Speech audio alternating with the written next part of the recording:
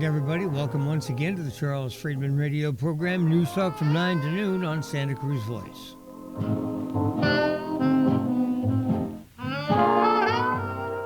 Six minutes past 9, the program begins.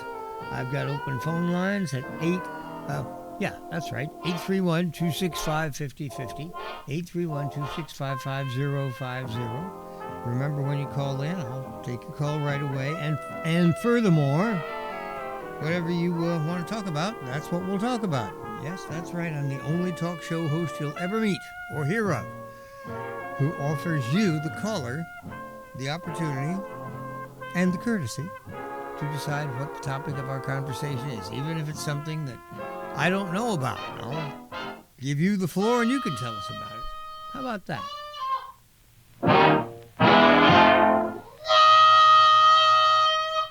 So pour that second cup of coffee and get ready, because here we go. Well, yesterday we were talking about the 20-point peace proposal that President Trump is trying to end the Gaza war with. We were also talking about the government shutdown. Last night at midnight, the federal government ran out of spending authority. Now, the last vote that was taken in the Senate to extend this, remember, it takes 60 votes because you're trying to you're trying to invoke cloture so you can bring this to the floor. There are 52 Republicans to vote yes. Rand Paul of Kentucky has this religious thing. He won't vote for any continuing resolution, no matter whatever.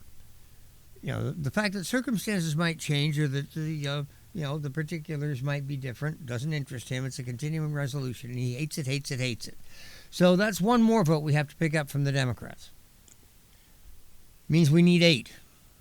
How many did we get? Well, we got 3. Senator John Fetterman of Pennsylvania, he's making so much sense nowadays that sooner or later I'm thinking that he may be tempted to switch parties. Either that or he'll be another Joe Manchin, which is a shame, because Joe Manchin was, at the time when he could have really had a positive impact in the Senate, he just wimped. The other 2 Democrats who voted yes were Angus King of Maine and, what's her first name? Angela? Cortez Masto of Nevada.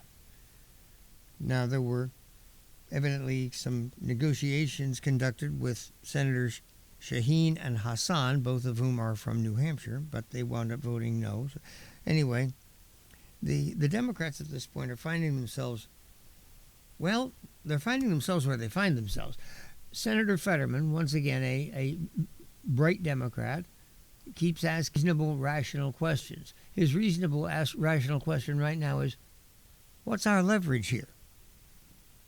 He stands up to his, he's a Democratic senator. He caucuses with the other 46 Senate Democrats. He asks them, what's our leverage here?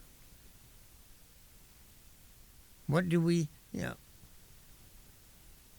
with the 20-point peace proposal that Trump presented yesterday, we have leverage. We say to Hamas, look, end the war, release the hostages, or this will happen.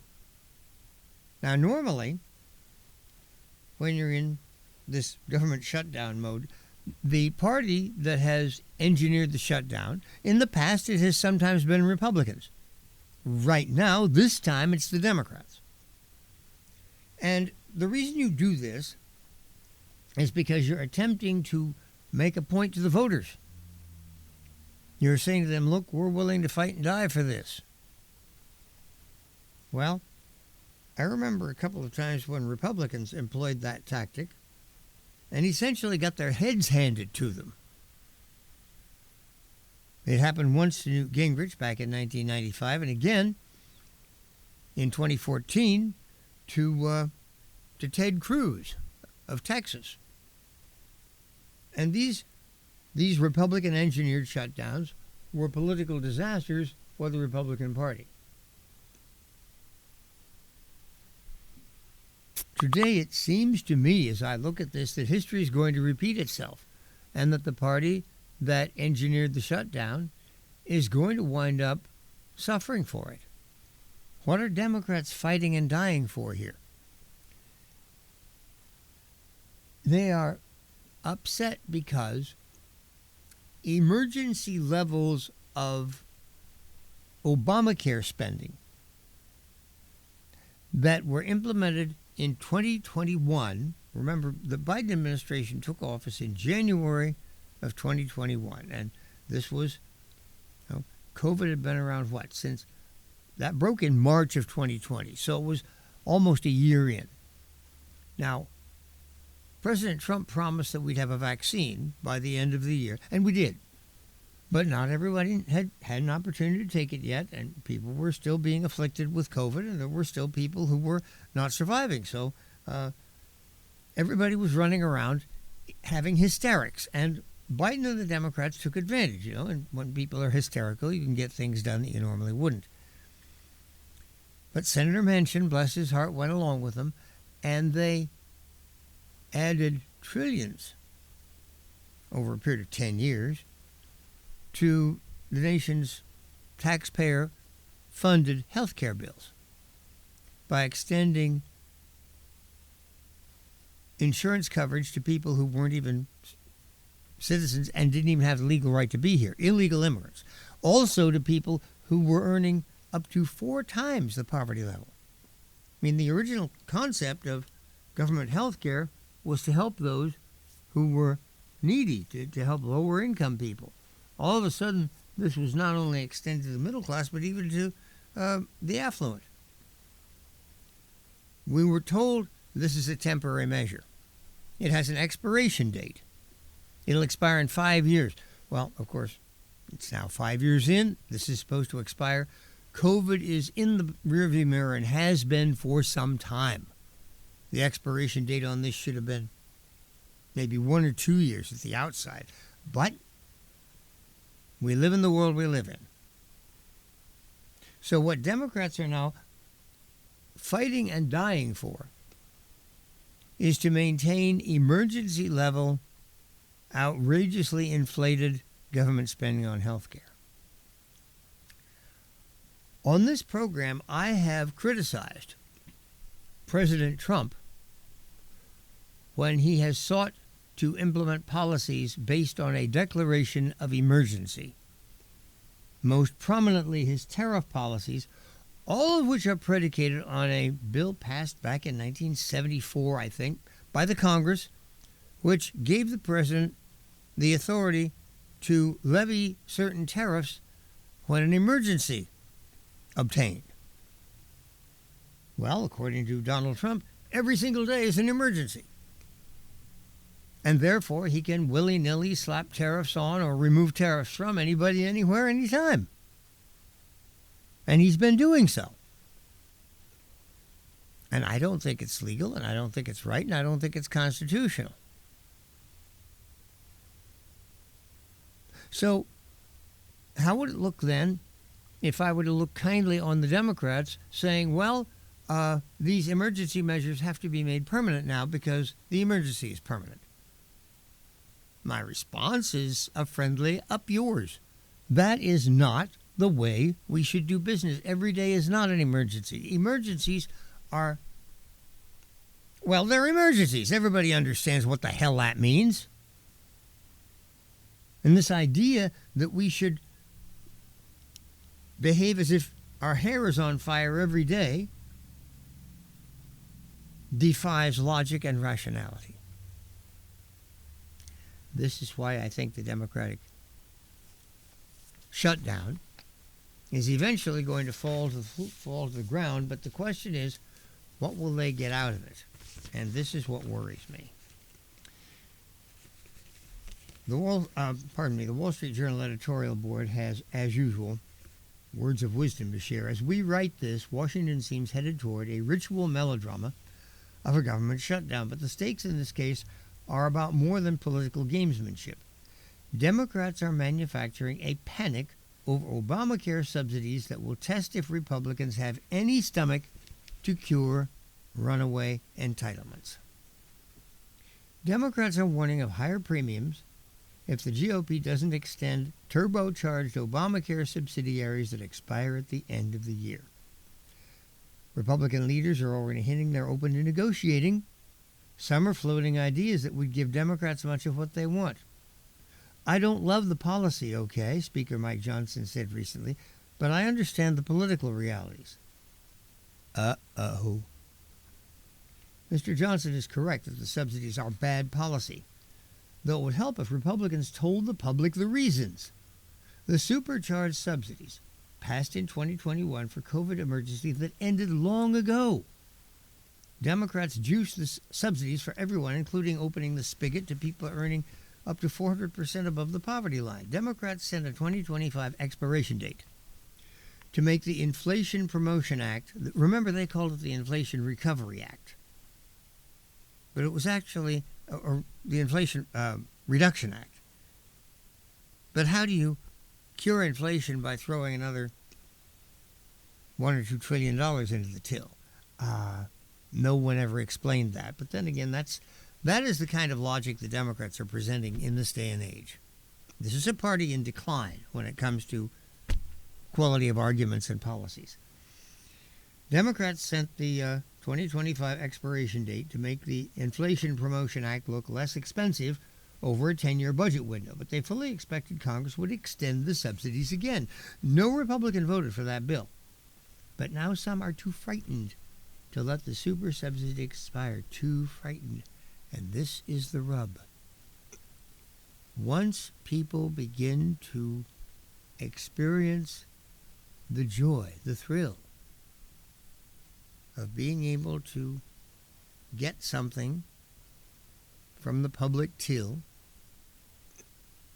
they are very loath to give it up. And when somebody comes and says, I'm going to take your lollipop away, they become sorely vexed.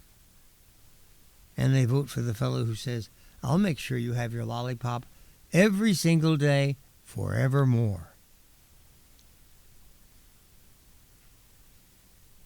Despite what you may read, letting them expire would not gut Obamacare.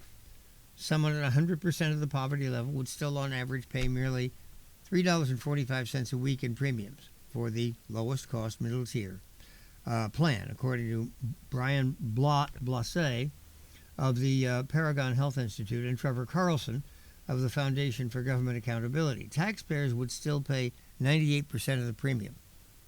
That's even if these surpluses and premiums are let expire. The cost would run roughly $52 a week for a person at 250% of poverty line, with taxpayers picking up more than two-thirds of the premium. These are reasonable contributions to a health plan, as most people who get insurance from private employers understand. Nearly 3 in 4 Obamacare enrollees are below this income level.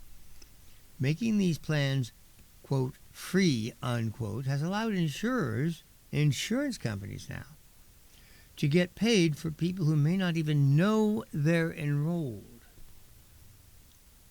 Some 40% of those in fully subsidized plans had 0 claims in 2024.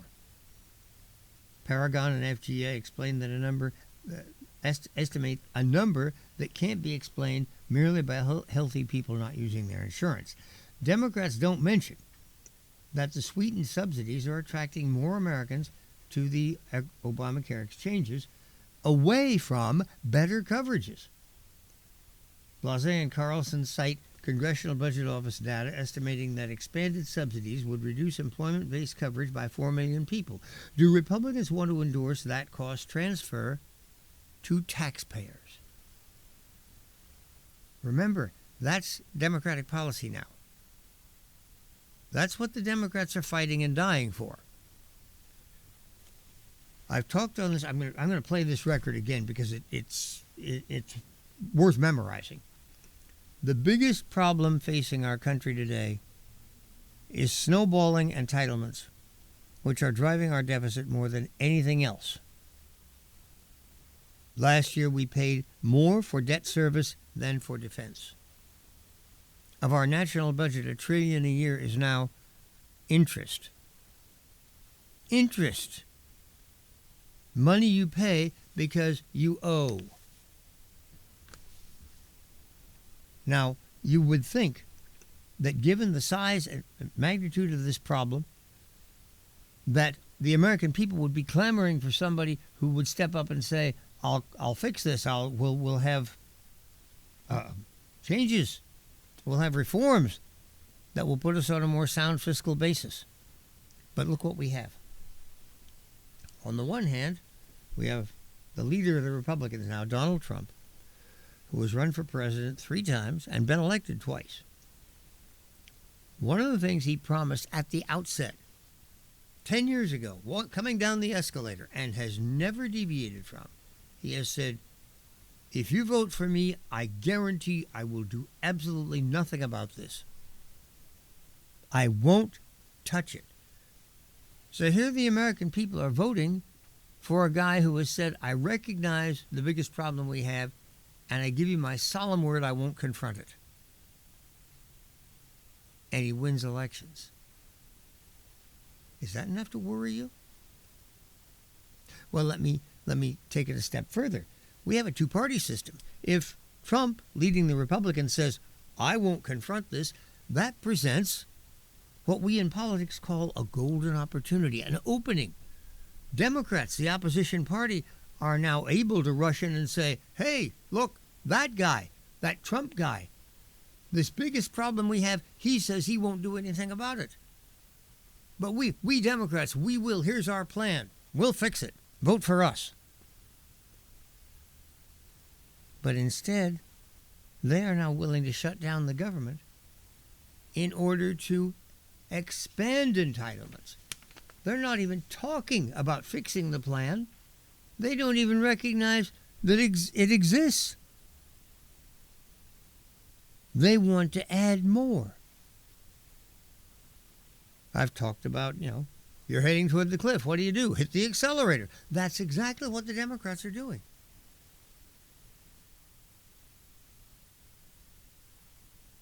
So, once again, all you Western movie fans, where's the cavalry? Where are the good guys? Where's the man in the white hat riding the golden palomino who's going to come in and save the day? He's gone.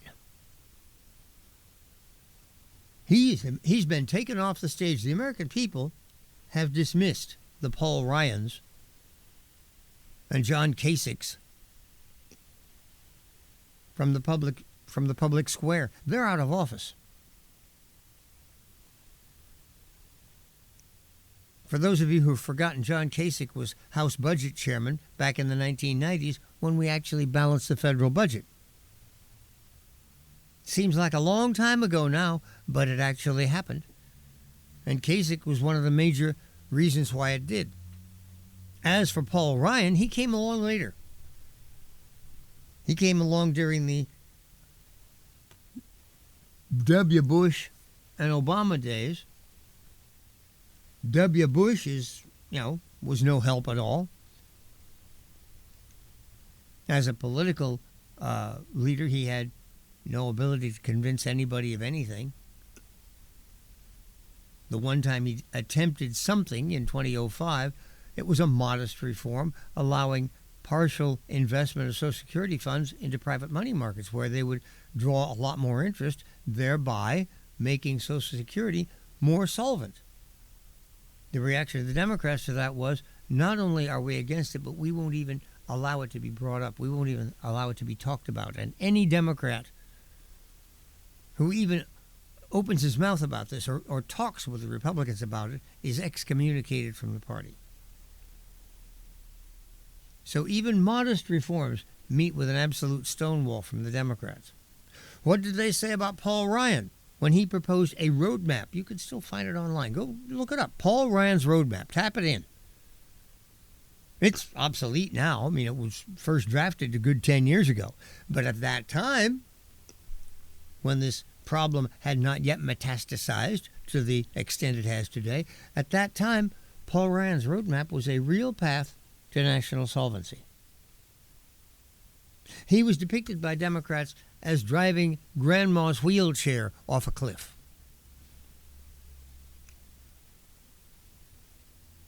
And Republicans, Trump Republicans,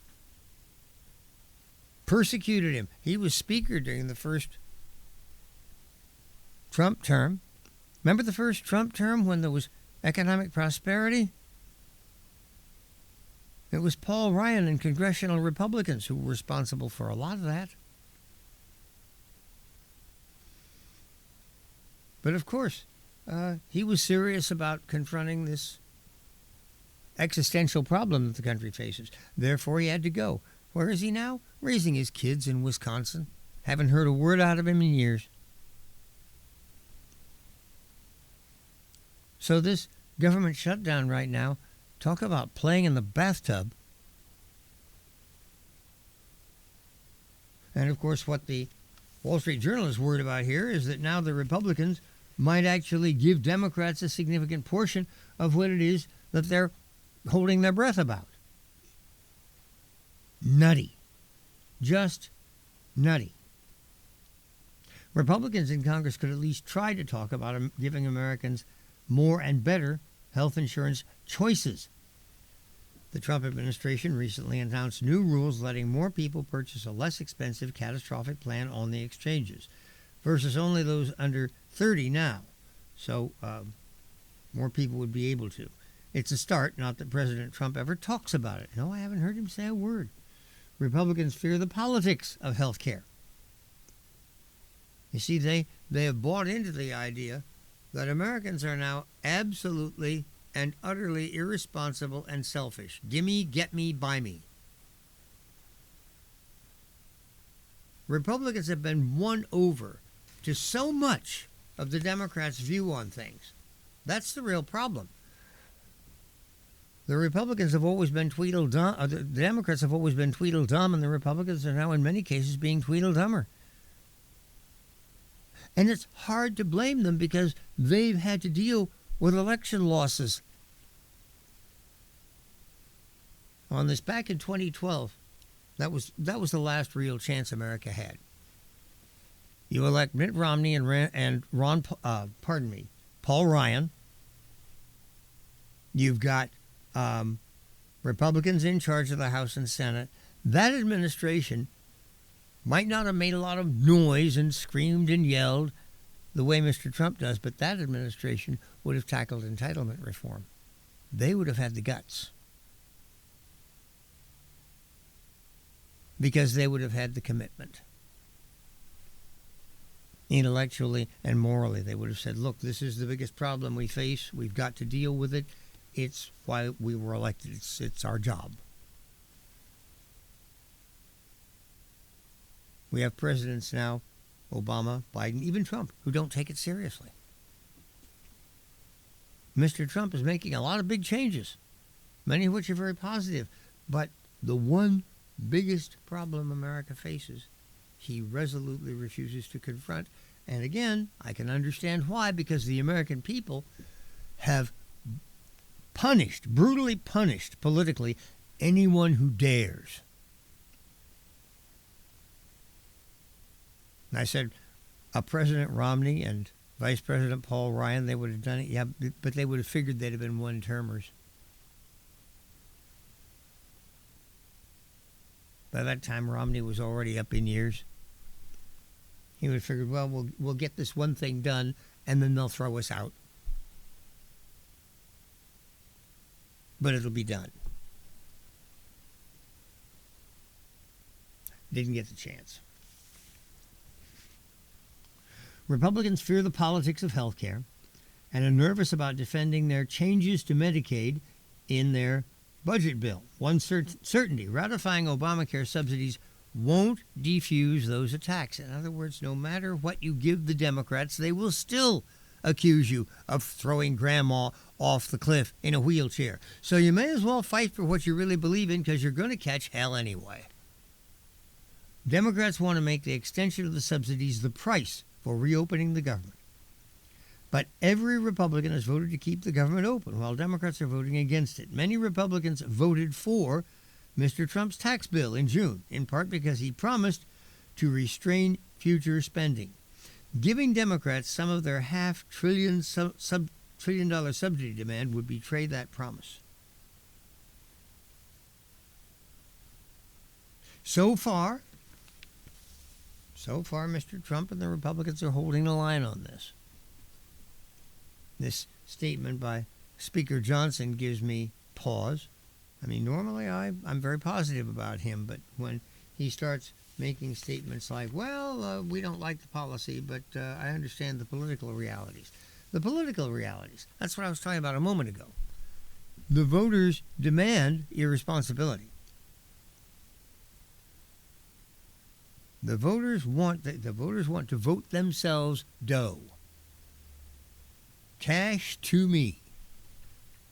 You're not entitled to it. It's not yours. I don't care. There's tax dollars there, and I want them. We have no legitimate right to them. I don't care. I want them. And I will vote for the politician who will give them to me. Even if it's wrong, yes, I don't care. I want it.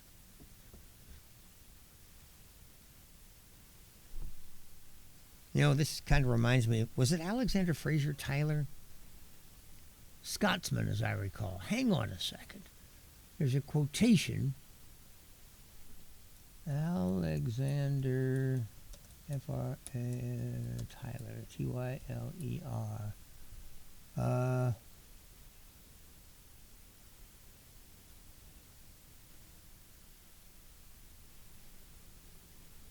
Okay. Yeah, here we go. You may have heard this at one time or another. Alexander Fraser Tyler. Now, when did he say this? Here's his quote. A democracy cannot exist as a permanent form of government. Get off there. It can exist only until the voters discover they can vote themselves largesse from the public treasury. From that moment on, the majority always votes for the candidates promising the most benefits from the public treasury, with the result that the democracy always collapses over loose fiscal policy to be followed by a dictatorship. The average age of the world's greatest civilization has been 200 years. These nations have progressed through this sequence, from bondage to spiritual faith, from spiritual faith to great courage, from courage to liberty, from liberty to abundance, from abundance to selfishness, from selfishness to apathy, from apathy to dependence, and from dependence back into bondage. This cat's been dead for centuries, but he had it nailed.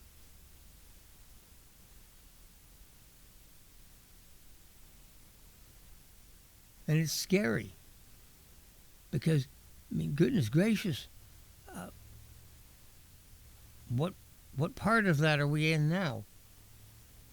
Dependence. Next thing is back to bondage again.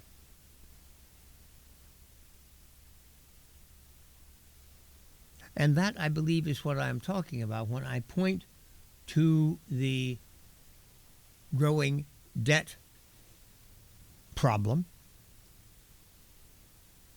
Our national debt is now more than our gross national product. We owe more than we produce in a year. And our production in a year is huge. It's something like $28 trillion. It's an insane amount. This country is very wealthy, very productive. But even the wealthiest person can go bankrupt if he becomes overextended.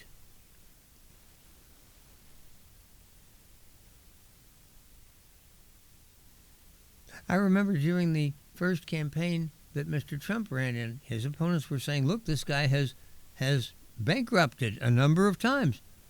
That's not unusual for people like Mr. Trump. Not unusual for people in that rarefied atmosphere of financial dealings.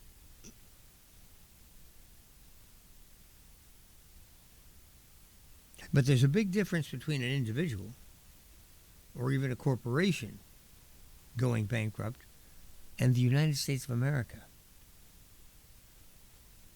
When the United States of America goes bankrupt, frankly, you ask me, well, Charles, what happens then?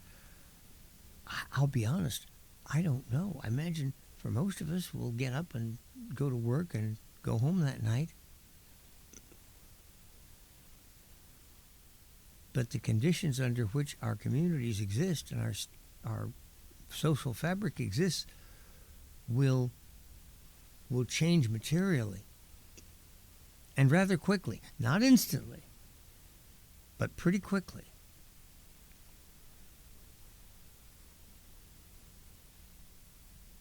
And the idea that we have always had that, whatever we need, it's there.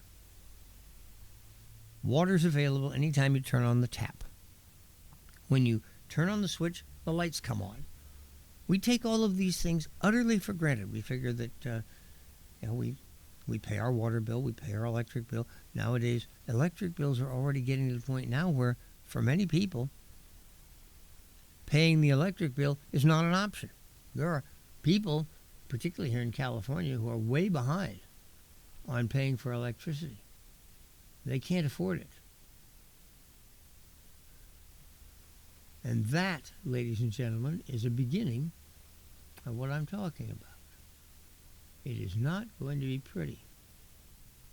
It is going to involve people not being able to get things that we have always simply felt were there.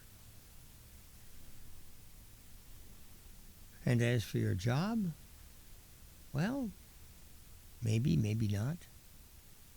As for any money you owe, like maybe there's a mortgage note or something like that, your note may be called. You may have to be called, okay,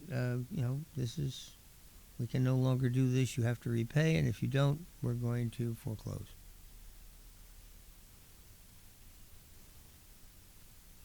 Let's just put it this way. It'll make what happened in 2008 look like a Sunday school picnic. It is now 9:38. I'll be back in 2 minutes. 831-265-5050 is the number. Cannabis is one of nature's most beneficial plants, and at Treehouse Dispensary, we use it to build community. In addition to dispensing cannabis and education, Treehouse hosts First Friday events every month that feature our community's local artists, makers, and activists. If you're 21 plus, join us at 3651 Soquel Drive every First Friday from 5 to 8 p.m. to enjoy the work of local artists and musicians, find one-of-a-kind gifts, and learn more about the top cannabis products in California. See you soon. The weather will change. Knox Roofing here. We all remember the story of the 3 little pigs. We all know the third pig hired Knox Roofing to do his roof. Every day he crawls into his home knowing no wind, no earthquake, fire, or even the big bad wolf can hurt his house. The weather will change for the good and sometimes not so good. Have a Knox roof installed on your home, and one thing you can be certain of, good security. I promise you that. The number to call is 461-0634. Thanks, folks. Satisfy your hunger with a fresh, prepared, twice-daily grab-and-go sushi you'll find waiting for you at Sushi Market Sprouts, 2 blocks from the beach at 300 7th Avenue in Santa Cruz. Fresh, delicious, and oh so good. Hello, I'm Junko, and I look forward to serving you at the Sushi Market Sprouts. Satisfy your hunger right now with the delicious ramen and sushi you'll find waiting for you at Kaito. Easy in and out location in the Capitola Mall food court. Special orders welcome. Fresh, delicious, and oh so good. This is Koji. I'm looking forward to seeing you at my restaurant, Kaito. You have to move now. No problem. Store your stuff at Anbar Self-Storage and U-Haul. Easy off Highway 1 on Airport Boulevard by the airport. 24/7 security. Drive it to your door and store it at Anbar Self-Storage and U-Haul in Freedom. You sold your motorcycle to a friend in Fresno and need to deliver it. Well, Anbar Self-Storage and U-Haul in Freedom has motorcycling car trailers ready to go. Easy off Highway 1 on Airport Boulevard by the airport. Anbar Self-Storage and U-Haul in Freedom.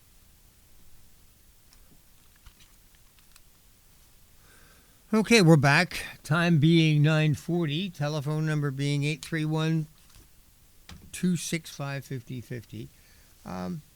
Let's zip on to some other things. I like to talk about free speech here because, of course, I'm free and I speak. Recently, there was an interview I read with Harvey Silverglate. Now, Tunka Varadanjan, I always have trouble with his name, conducted the interview, and I have here a response for it, Frank. I have great respect for Harvey Silverglate, an old friend with whom I served on the Massachusetts American Civil Liberties Union Board. This is written by Wendy Kaminer of Boston. Ms. Kaminer says, in his weekend interview, The Right to Conserve Free Speech, he mistakenly claims that expression has most often been under attack from the left. Now listen to what comes next. Has he forgotten about McCarthyism and the black lists of the 1950s? What about the violent attacks on civil rights marchers of the 1960s, or the imprisonment of socialist presidential candidate Eugene Debs under the Espionage Act for speaking out against World War I? There's the Palmer raids, the Justice Department's effort to sniff out communists and radical leftists between 1919 and 1920. Notice a pattern there? Ms. Kaminer quite correctly describes examples of the right oppressing people and movements on the left with foul tactics, anti-freedom of expression, censorship. And yet, I mean, these are old enough to where, I mean, quite frankly, even I don't have first-hand memories. I was going to make a joke about, I was just a kid when this happened. Frankly, when the Palmer raids were being conducted, I wasn't even a gleam in my daddy's eye. Even my daddy wasn't. My father was born in 1924. He's been dead these years now. The Palmer raids were 5 years before that. So, Ms. Kaminer, the most recent thing you point to here, the McCarthy blacklist of the 1950s. Well, for those, I was maybe not quite yet I wasn't even in kindergarten yet. We're talking 1952, 53, 54. I was born in December of 51, so and here I am, 73 years old, so at that point I was a toddler. Violent attacks on civil rights marchers in the 1960s. Yeah, that's the most recent example of right-wing violence that Ms. Kaminer can cite. I would suggest, Ms. Kaminer, for a moment, turn the page from free speech to another ugly issue, anti-Semitism. On this program many times I've mentioned that anti-Semitism, when I was a child, was primarily something that came from the right. When Barry Goldwater wanted to run for president, what was Gerald L.K. Smith's reaction? That Jew? Yeah. Well, William F. Buckley's greatest signal contribution to the country was to purge the American right of anti-Semitism, to make it politically unacceptable on the right to hold anti-Semitic views or to voice anti-Semitic tropes. It simply wasn't done. Just like today, to state or evidence negative feelings about various races. I mean, you keep it to yourself if you feel that way, because people will look at you like, what the hell is wrong with you?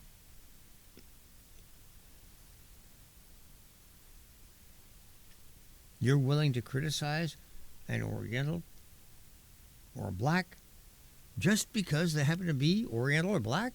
That's nuts. People should be judged by the content of their character, as Dr. King so notably reminded us. And that is, among people of goodwill today, that is received wisdom. That argument has carried the day. Free speech, likewise, was not as dearly held on the right a lifetime ago as it is today, but also free speech has lost ground on the left. In the 50s, a person on the left was described as a liberal. And liberals believed in free speech. And liberals fought anti-Semitism.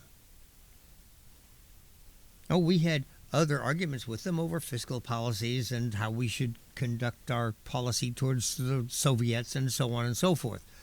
But the liberals of the 50s and 60s were actually liberal.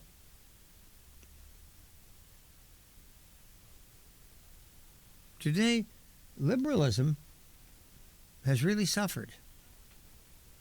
Conservatives haven't come over. They're still conservative. But most liberals have morphed from liberals into leftists. And in the process, they have left liberalism behind. And they have embraced the tactics and tropes that people on the right, ultra-rightists, used to practice decades ago. And so when Wendy Kaminer of Boston wants to take issue with an expert or a person who says that freedom of expression has been mostly under attack from the left, she has to go back more than my lifetime, or in some cases 100 years, to bring forth arguments to support her contention. There is nothing here that is even remotely contemporary. The closest of it dates from when I was in high school. I am now 73 years old. So, Ms. Kaminer, wake up and understand what has happened. The modern left is no longer liberal and has stopped being so. This is why I am so ardent in telling people, do not allow them to describe themselves as progressive. They are not progressive. A progressive is a great term from American history. It too comes from this period, not long after the turn of the last century, when Theodore Roosevelt strode the land, busting trusts and asserting American prerogatives and fighting corruption. Theodore Roosevelt was an upright man, a hero. Always was a particular one of mine, I'll confess. Of all the presidents, Teddy was always my favorite. But then progressivism stood for something progressive, forward-looking, liberal. Modern progressivism is leftist, authoritarian, coercive, and demanding conformity. Think of Theodore Roosevelt for a moment. Now think of the word conformist. You see the problem there? Theodore Roosevelt neither conformed nor asked conformity. He asserted freedom and he recognized freedom.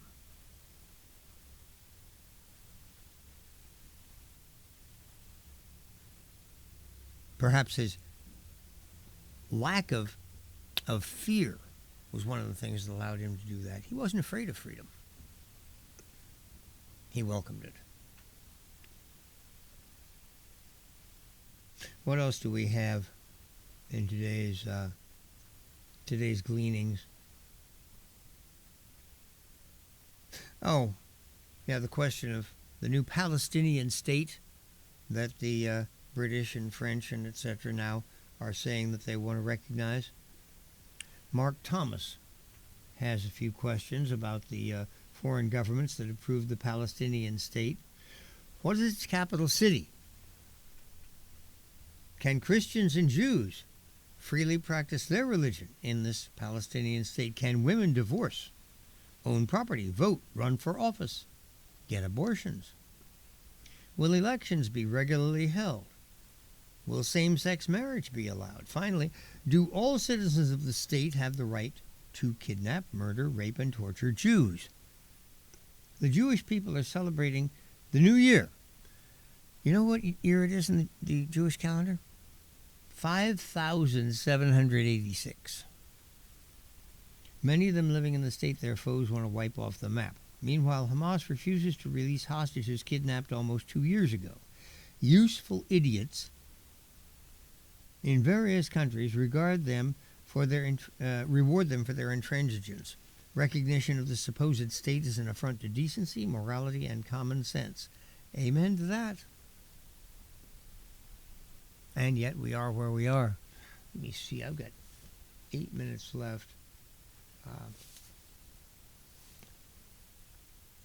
Okay, I'm still looking at my call screen here just in case somebody buzzes in. We do not have our first phone call yet, so if you want to make it 831-265-5050. There is a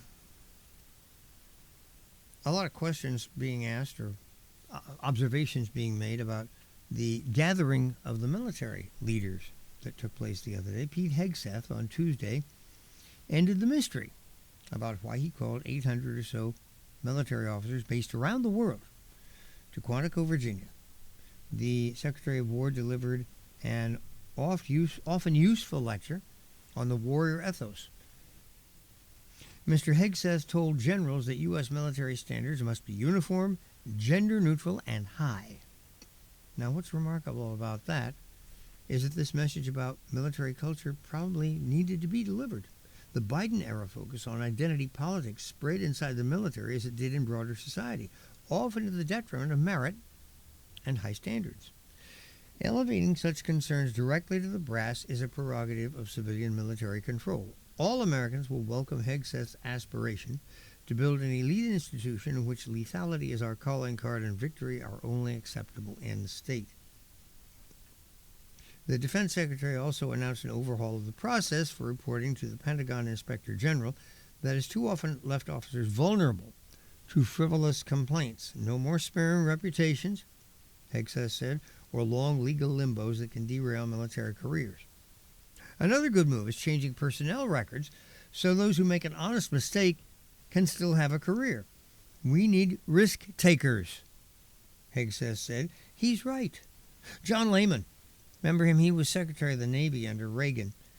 He's warned that none of the fleet admirals who won World War II could make it past the rank of captain in today's one-mistake Navy. Interesting you should say that. Right now I'm rereading a book that's been on my shelf for years. It originally belonged to my grandmother.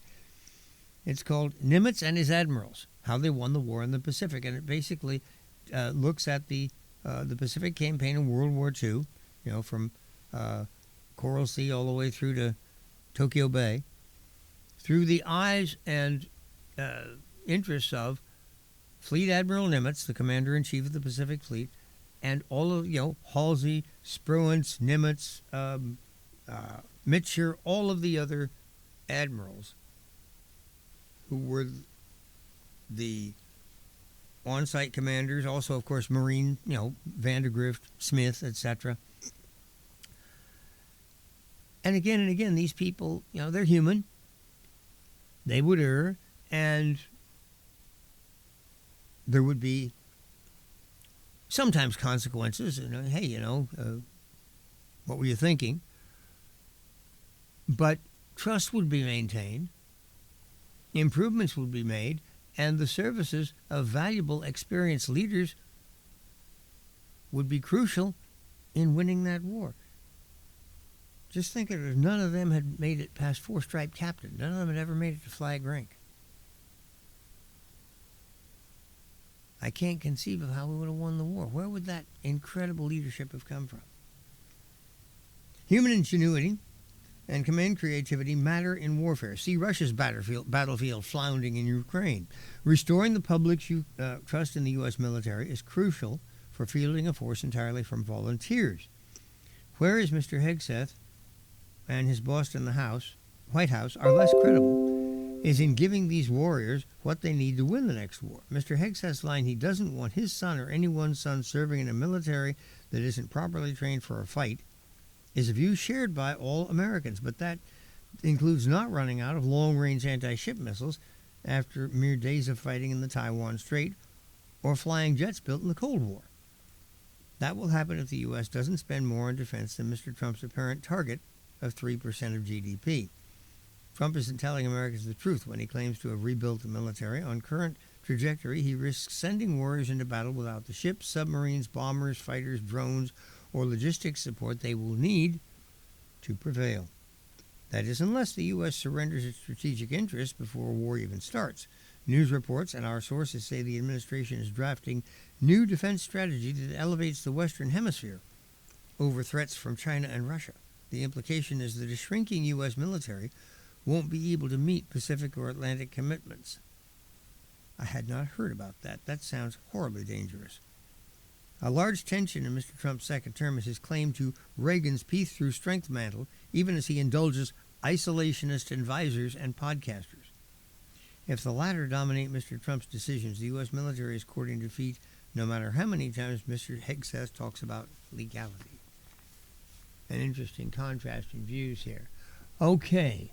Well, we have a telephone call with 2 minutes to go, so let's find out what Evan has on his mind.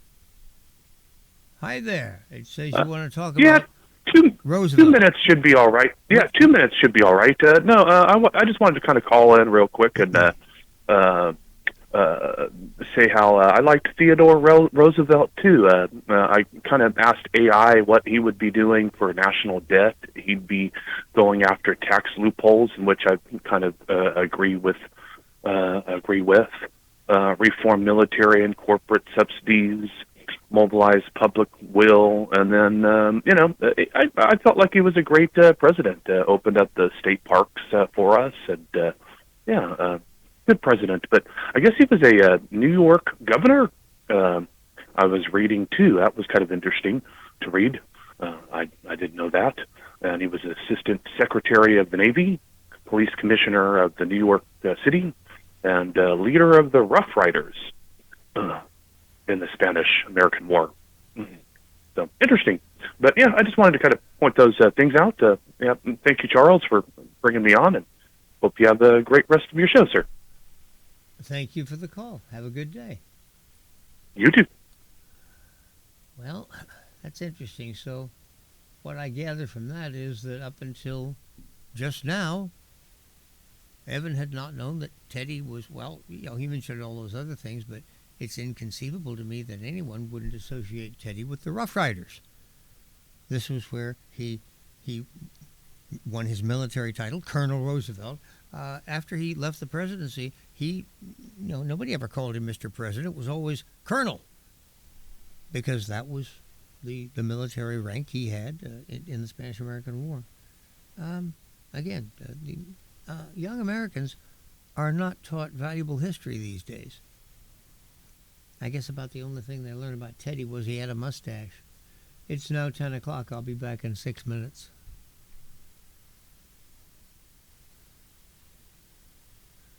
Okay.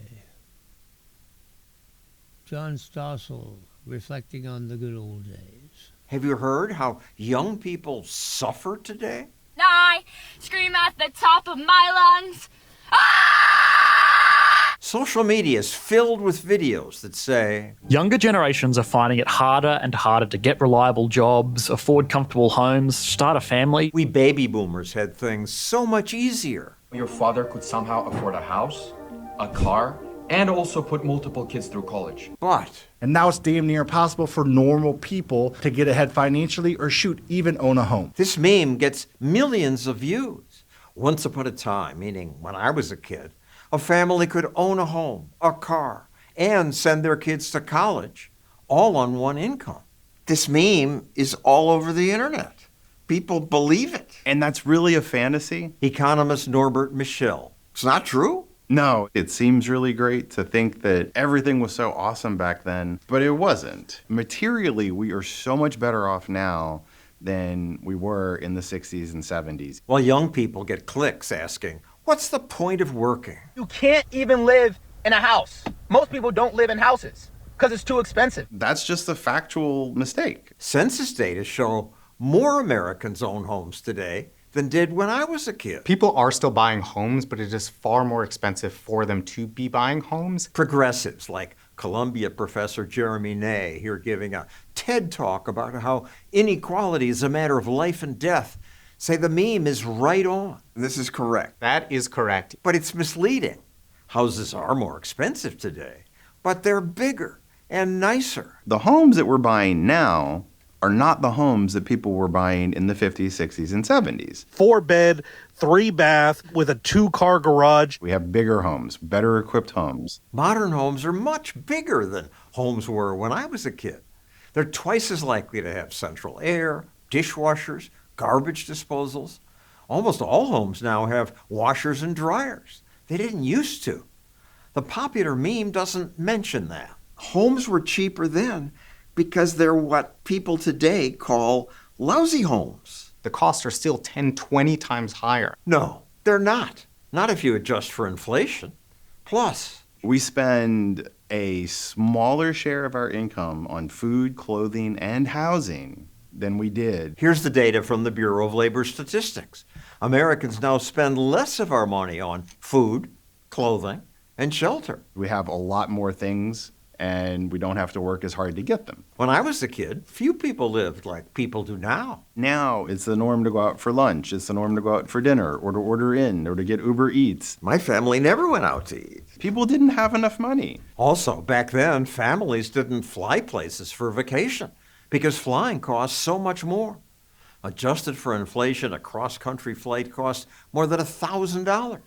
Now it's about $300. People did not just go on vacation. People did not fly all across the country. But TikTokers say we young people have it so much tougher. Hard work is not enough to make it anymore. The game changed on the younger generation, right? Hard work alone is not enough because the deck is stacked against so many folks. The idea that nobody had to work hard, that everybody had job security, whereas opposed to now nobody does, is absolutely ridiculous. My dad would have laughed at that, and he should have. Income is definitely higher. Jobs are more plentiful. Opportunities are more plentiful. The job offer in under 30 minutes. Unemployment today is half what it was when I was a young reporter. I got a college degree. Back to that meme which says, a family then could afford to send their kids to college. Well, college was much cheaper then. But even so, most people didn't go to college. Roughly half of the labor force didn't even finish high school. That's unheard of nowadays. Finally, yes, a family could own a car, but it was nothing like today's cars. American cars were so absolutely and unutterably awful. They rusted quickly, and now cars last more than twice as long. Ney tweets that jobs that once provided high school grads with middle-class stability now offer poverty wages. But overall, Gen Z does better. The Economist points out that Gen Z incomes are 50% higher than what we baby boomers earned. Still, this woman gets hundreds of thousands of likes saying, Gen Z is the first generation where they're same age as their parents. They're making less money, not more. No, they aren't. And it's not just progressives who spout these myths. Families in the old days, they saved money. We don't have a great country anymore. We're going to go back to the old days. Why do people put out this misinformation? Politically, it sells. And it makes it really easy for a politician to say, I'm going to fix it. We always have a tendency to believe in the things that are wrong and that are bad. And that's unfortunate because overall, most people have been doing much, much better. To counter the misinformation, Stossel TV created a more accurate meme. Once upon a time, a family who never ate out could afford a smaller home, a car that didn't last long, and they didn't send their kids to college, all on one income. To help us keep fighting. Okay, 11 seconds remaining before we get back to work here. Let's see.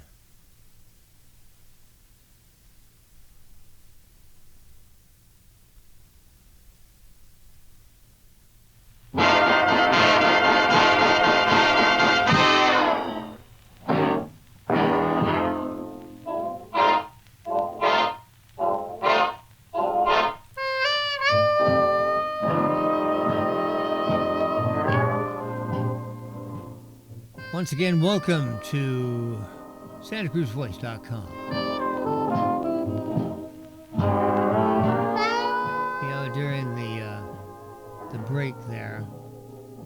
Evans call, I'd mentioned Teddy Roosevelt as being a particular hero of mine, and Evan called in and said, well, I looked up some things about Teddy, and I was thinking,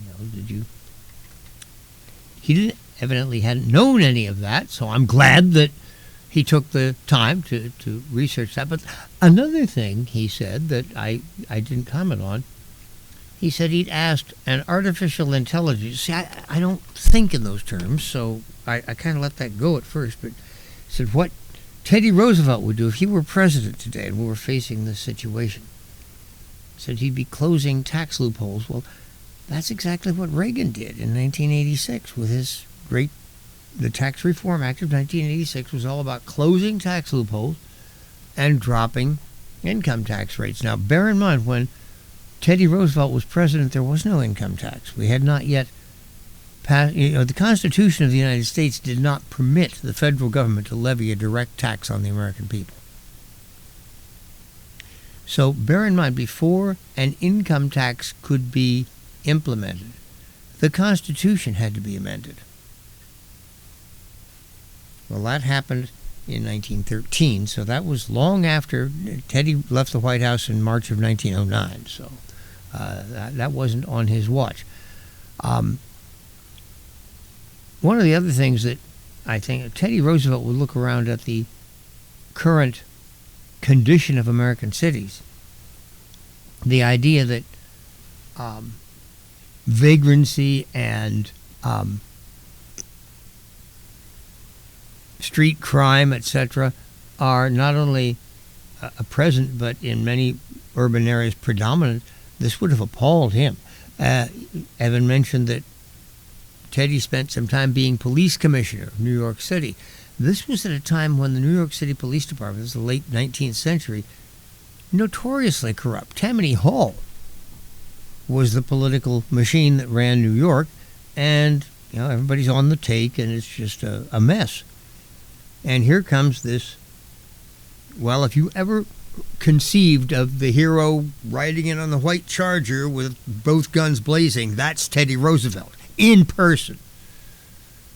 And he takes the job of New York City Police Commissioner. Recently, for a number of seasons, 12, 13 seasons, there was a television series on CBS called Blue Bloods, and it featured Tom Selleck as head of a family of New York City police officers and attorneys and like that. Selleck himself played the New York City Police Commissioner, and on the wall in his office for every single one of those seasons was a framed picture of Theodore Roosevelt. And I was charmed by that. I thought, well, here was Selleck, or the people who did the show, paying homage to the greatest, certainly the most noteworthy of the people who have ever held the job of New York City Police Commissioner. But Teddy was a dynamo. I mean, he would remain up at nights, walking the streets of New York, looking for his officers to see what they were up to. If he caught somebody napping it on the job, there was hell to pay. If he caught somebody accepting a bribe, somebody lost their job. And he was, to the New York City police, it seemed like he was everywhere. Of course, in those days, bear in mind, New York was just New York, Manhattan. It wasn't the 5 boroughs like it is now. So he didn't have as much territory to cover, but nevertheless, Manhattan is still a chunk. And Teddy was all over the place. So what would he do today? The conditions are so different. But the one thing that he would do is he would set an example of proper behavior. And that he would demand. He would demand conformity to the standards of civilization. You will not relieve yourself in the streets. You just don't do it. You will not walk into business establishments, load your arms and pockets, and walk out. You will not. If these activities alone simply stopped tomorrow, if people simply stopped behaving in that fashion, the improvement to our national culture, to our national quality of life, and even financially, what if people stopped shoplifting tomorrow? How much would prices fall? That's right. The things you buy would actually become less expensive, because not only is the merchant no longer losing merchandise out the door, but they're also not having to spend as much. Now, that security guard that they'd hired, they can let him go, save that money. And they don't have to anymore spend money on locking everything up and installing cages and plastic boxes to keep everything in. All that costs money. And who do you think pays for it? Take a look in the mirror, Jasper, because that's who pays for it. You do. When you buy the products at that store. The Safeway where I've shopped for years, I've mentioned that the gallon of milk that cost me $4 now costs me $5. But when I look around the Safeway store, I notice that there's an awful lot of stuff that's now behind lock and key. If I want that merchandise, I have to call a store employee who has to come around and unlock it and let me. Actually, they don't let me. They reach in and get the merchandise and pull it out and take it up to the check stand. All of this adds costs, destroys productivity, and raises prices. And that's one of the reasons why I have to pay an extra $1 for a gallon of milk. So that's what Teddy Roosevelt would do. He would actively work to reassert good behavior, proper behavior. And people who deviated from that would be removed from society for a certain length of time. That's what a prison sentence is all about. If you have a professional criminal and you sentence them to, say, 3 years in jail, that means for at least those 3 years they won't be going around stealing things and raising the prices of the merchandise you buy.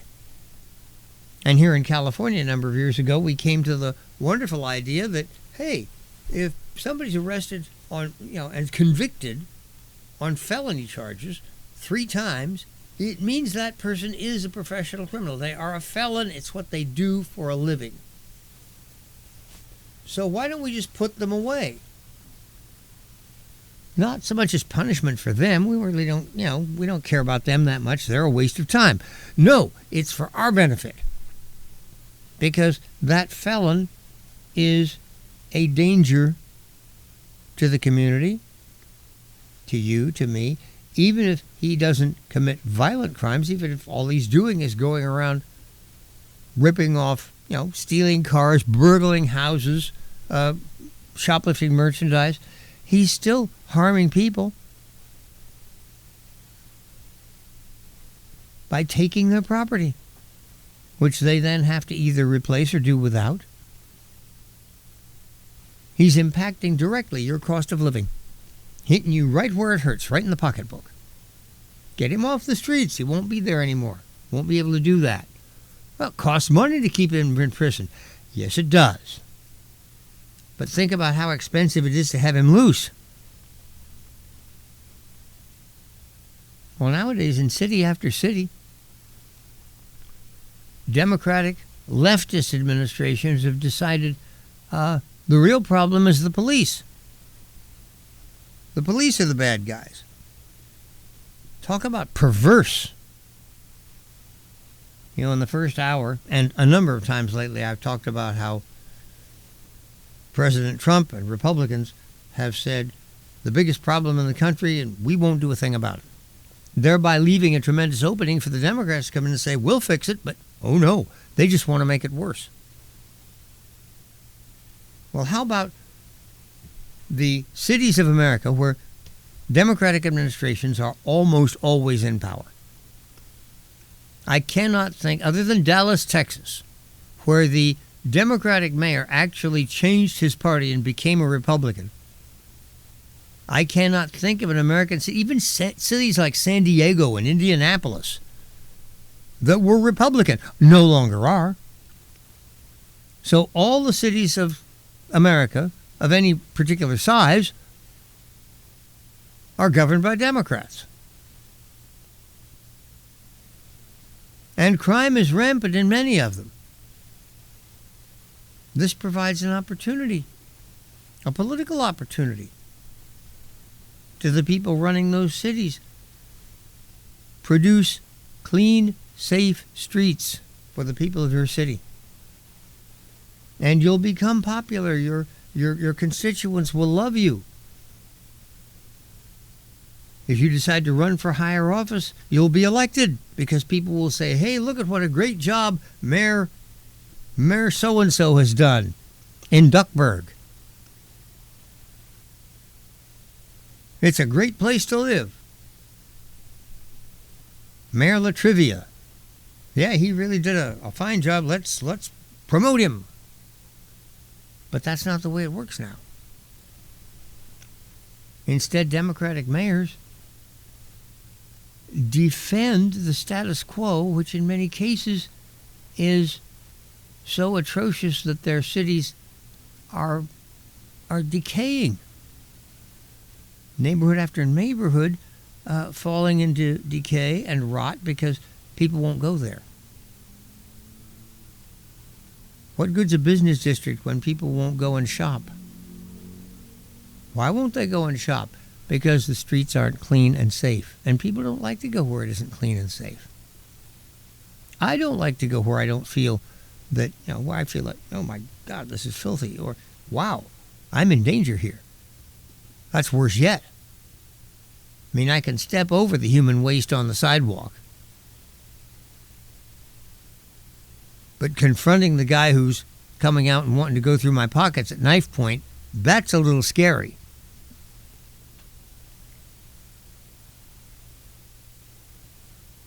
So again, great opportunity for these Democratic mayors. Clean up your city and be popular.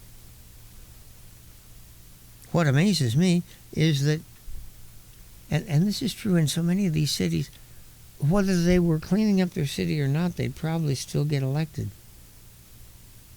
Because people in these urban centers will vote for anything as long as it calls itself a Democrat.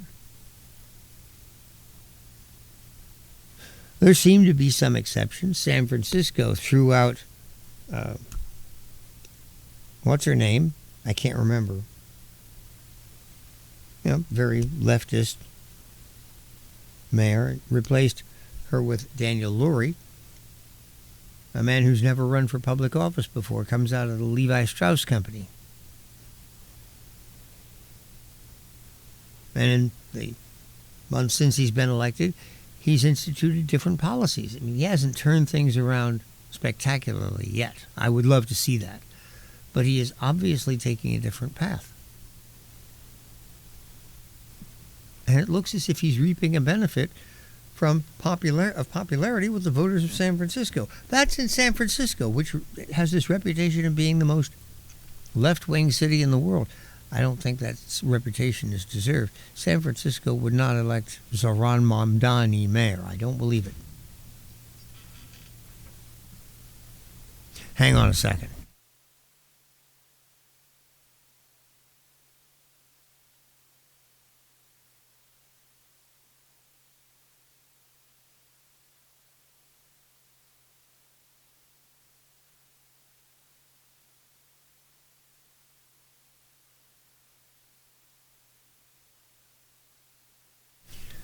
Sorry about that. My dear wife is heading off to run some errands and came out to give me a goodbye kiss, and I simply wanted to return it. Okay, where were we? Oh, yeah, the idea that there's a grand political opportunity for Democratic mayors. Clean up your city, and you can look like a hero. But they don't do it. And now New York looks like it's going to elect this, well, I don't know, socialist, communist, whatever. And there are people who are going to vote for this guy, many of whom don't even understand the implications of the policies that he supports. He has actually said he wants to defund the police in New York. How smart is that? When in recent history, an increase in city policing actually led to the rebirth of the city. It happened not that long ago. Under Mayor Giuliani in the 1990s. That is not that long ago. 30 years, 25 years, something like that. It's interesting. Sidebar. The passage of time changes so over the years. When I was a young man, 20 years. My God, it sounds like forever. Nowadays I can say 20 years. Well, that's not so long. I look at a movie and I look at it and I say, well, that's only, a couple of years old. The thing says 1985. And I think, wait a minute, 1985. How long ago was that? 40 years. So there's a 40-year-old movie and I'm saying, oh, that's not so old. What you see depends on where you stand. And, so that's where I'm standing chronologically anyway. But the point I'm making is that these are our policy choices that we make. And we're responsible in our republic for the city, county, state, and federal governors, members of Congress, city legislators, county supervisors. We elect all these people. They don't get into office unless we put them there with our ballots. So in the last analysis, when you want to look for the source of the problem, once again, check the mirror. The best indication I have today is that the next big upcoming thing, the electing of a new mayor in New York. New York's the nation's largest city. Insofar as I'm concerned, New York is the capital of the world. I mean, if you think that I denigrate or disrespect or look down my nose at New York, the exact opposite is true. I idolize and worship New York. It's an amazing place. I've never been there. I'd like to go. My wife keeps threatening to take me. But New York has had its ups and downs. And it was definitely down in the 80s and early 90s. Crime was out the ceiling, worse than it is today. That's right, worse than it is today. The one thing they didn't have quite so much of then as they do now is the vagrancy rate, people living on the streets, that has increased. And just the gratuitous street crime, the smash and grabs, shoplifting, things of that sort, which, as I've said, drive up the costs for everybody.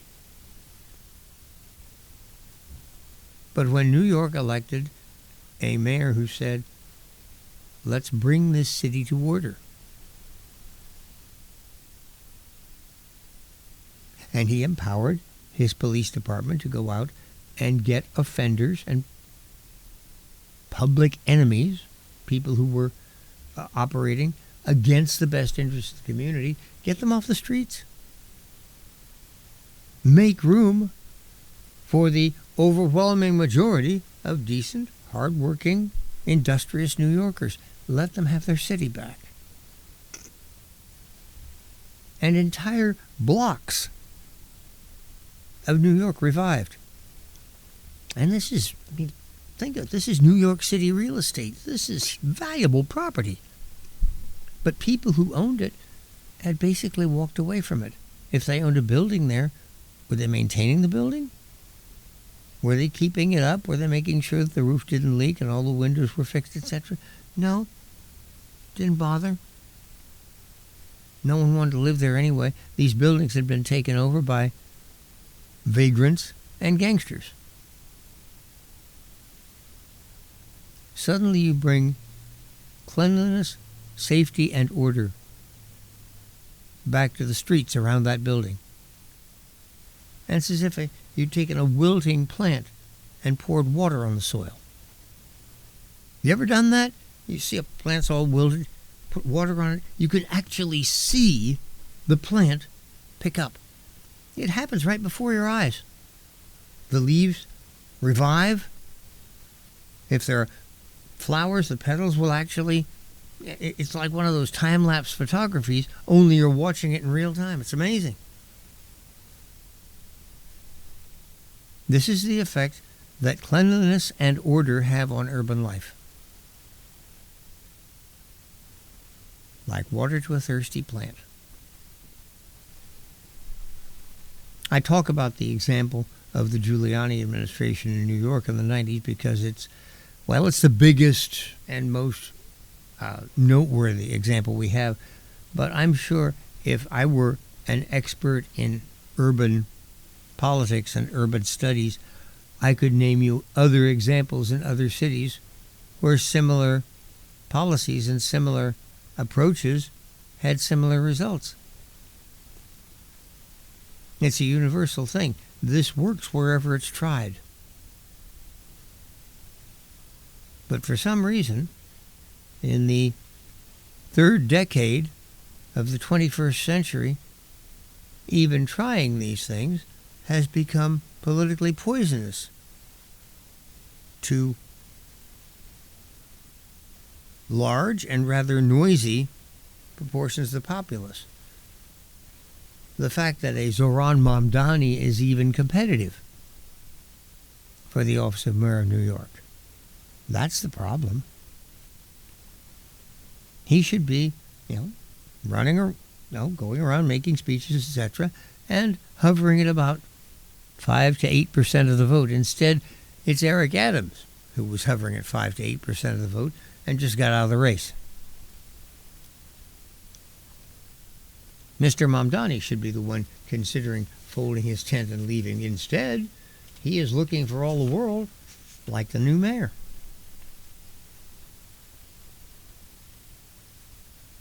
Maybe I will have to put off that visit. It's past. Let's grab an ad package. I will be back in 2 minutes. The telephone number here, 831-265-5050.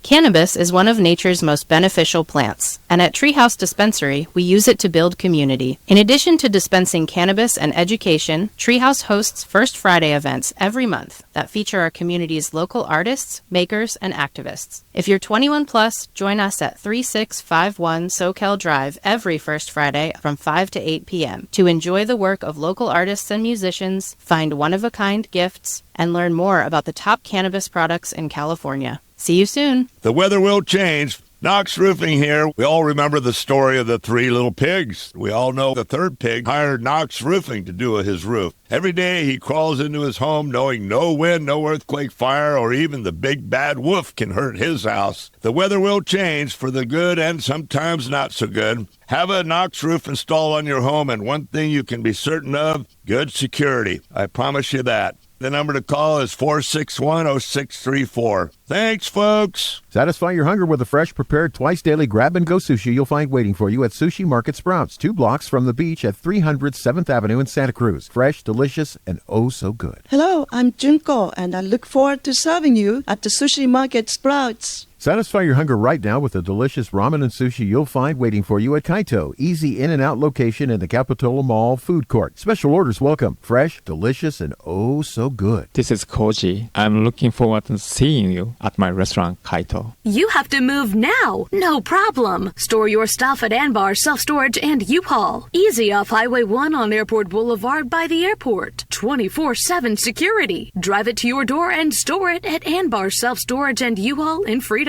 You sold your motorcycle to a friend in Fresno and need to deliver it. Well, Anbar Self Storage and U-Haul in Freedom has motorcycling car trailers ready to go. Easy off Highway 1 on Airport Boulevard by the airport. Anbar Self Storage and U-Haul in Freedom. At 31 minutes past 10 o'clock, once again, we lurch into the realm of time. Let's see here. We've got... just taking a look at the anything. Not today. If you have a communication you want to make and you cannot call in, and that sometimes is the case, you are welcome to email me. The address is charles78rpm at yahoo.com. Charles78rpm at yahoo.com. From me. A message from the California relief from the cap and trade program. Aha! A credit identifies the California Climate Credit will be added to your utility bill. The California Climate Credit is designed to help utility customers during the transition to a more sustainable future. As a result of California's nation-leading cap and trade program, electric credit $58.23, natural gas credit $67, combined use customers a total annual credit of $183.49. Well, I had read that the California legislature, the controlled by wild-eyed leftists, and Governor Newsom, himself a wild-eyed leftist, had finally come up against the economic realities of allowing Greta Thunberg to run public state of California. Indeed, on front page of today's Wall Street Journal, General Motors backtracked on EV promises. So they're complaining about General Motors no longer wanting to go all electric. GM sold us out. Mary Barra sold us out. She's the head of General Motors. This from California Governor Gavin Newsom. And there was a big editorial in yesterday's San Francisco Chronicle screaming and yelling about how Newsom signed a bill passed by the legislature that enabled and facilitated more oil drilling and exploration in Kern County, where most of California's untapped oil resources are located. The governor, maybe he's not as foolish as we think. He actually is exhibiting the ability to count. Now, perhaps he had to remove his shoes in order to do this effectively. I don't know. But he is finally coming to the realization that sending people's energy bills skyward and having them, most Californians have friends, relatives, at least somebody they know who lives in some other part of the country. My wife's brother lives in Albuquerque. She visited him not that long ago, came back and said, Charles, they're selling gasoline for $2.80 a gallon. I'm paying $4.40. The more Californians get the idea that they are being abused by this green hokum and that it is costing them real money, money that impacts their quality of life, to pay that much. And bear in mind, gasoline for your car, electricity and natural gas for your house, these are necessities. You can't simply say, well, I don't like the movies they're making, so I'm not going to go to the movies. You can do that. Or they're charging too much for theater tickets. I'm not going to go to the movies. Too much to pay. I won't go. You can do that. But what happens when the price of gasoline goes up? What happens when your electricity and natural gas rates go up? Are you going to say, well, I guess I'll just unhook from PG&E. I won't use any electricity. I won't use any natural gas. What are you going to cook your food on? How are you going to heat your home? And frankly, today, electronically powered devices and appliances are everywhere. You're saying, well, I'm not going to watch television. I'm not going to use a computer. I'm not going to have any food in the house that I can't store on a shelf because I'm not going to have a refrigerator. I mean, this is ridiculous, obviously. This is what I mean when I say that these are necessities. You have to have them. Oh, I guess you say, well, I guess I won't drive my car anymore. I'll either ride a bicycle or I'll get around by public transit. you're going to be spending a hell of a lot more time getting where you want to go. Where do I drive most often? Safeway down the street. My chiropractor's office. My chiropractor is over in Aptos. Takes me 15, 20 minutes to get there.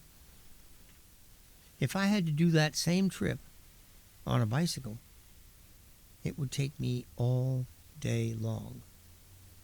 And even then I might not make it. What's more, at my age, that would be an exertion that I don't think I'd care to make. What if I decided to use public transit? Use the buses? I guess I could do that. I'd get a timetable and look it up and see which buses I'd have to pick up. But instead of 15, 20 minutes each way, you're looking at an hour and a half to 2 hours each way. As you take a bus that winds its way through all the various hills and hollows, or city streets, or whatever. Is this how you want to spend your time? So again, the Gavin Newsoms of the world are learning how to count and figuring out that the impositions they are making on their constituents are rising to the level of intolerability. And so, bear in mind, the Pacific Gas and Electric Company purports to be a private company. But when you look at PG&E nowadays, it's a wholly owned subsidiary of the state of California. They cannot make any business decisions without the approval of the Public Utilities Commission, the state of California. The state of California tells them what they can charge for their products.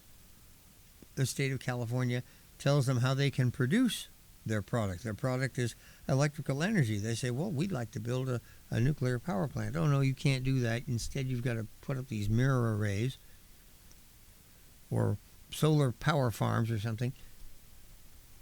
PG&E is utterly dependent upon and run by the state of California. And incidentally, how they managed to work that? There's an appalling legal liability there. PG&E is liable for any damage done by its power lines, even if they're properly maintained, even if PG&E does nothing wrong. If one of their power lines causes a fire, they're responsible for it. Strict liability.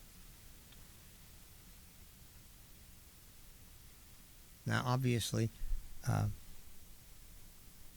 you say, well, that's impossible. You can't do that. Well, you're right. It is impossible, which is why PG&E went bankrupt a few years ago.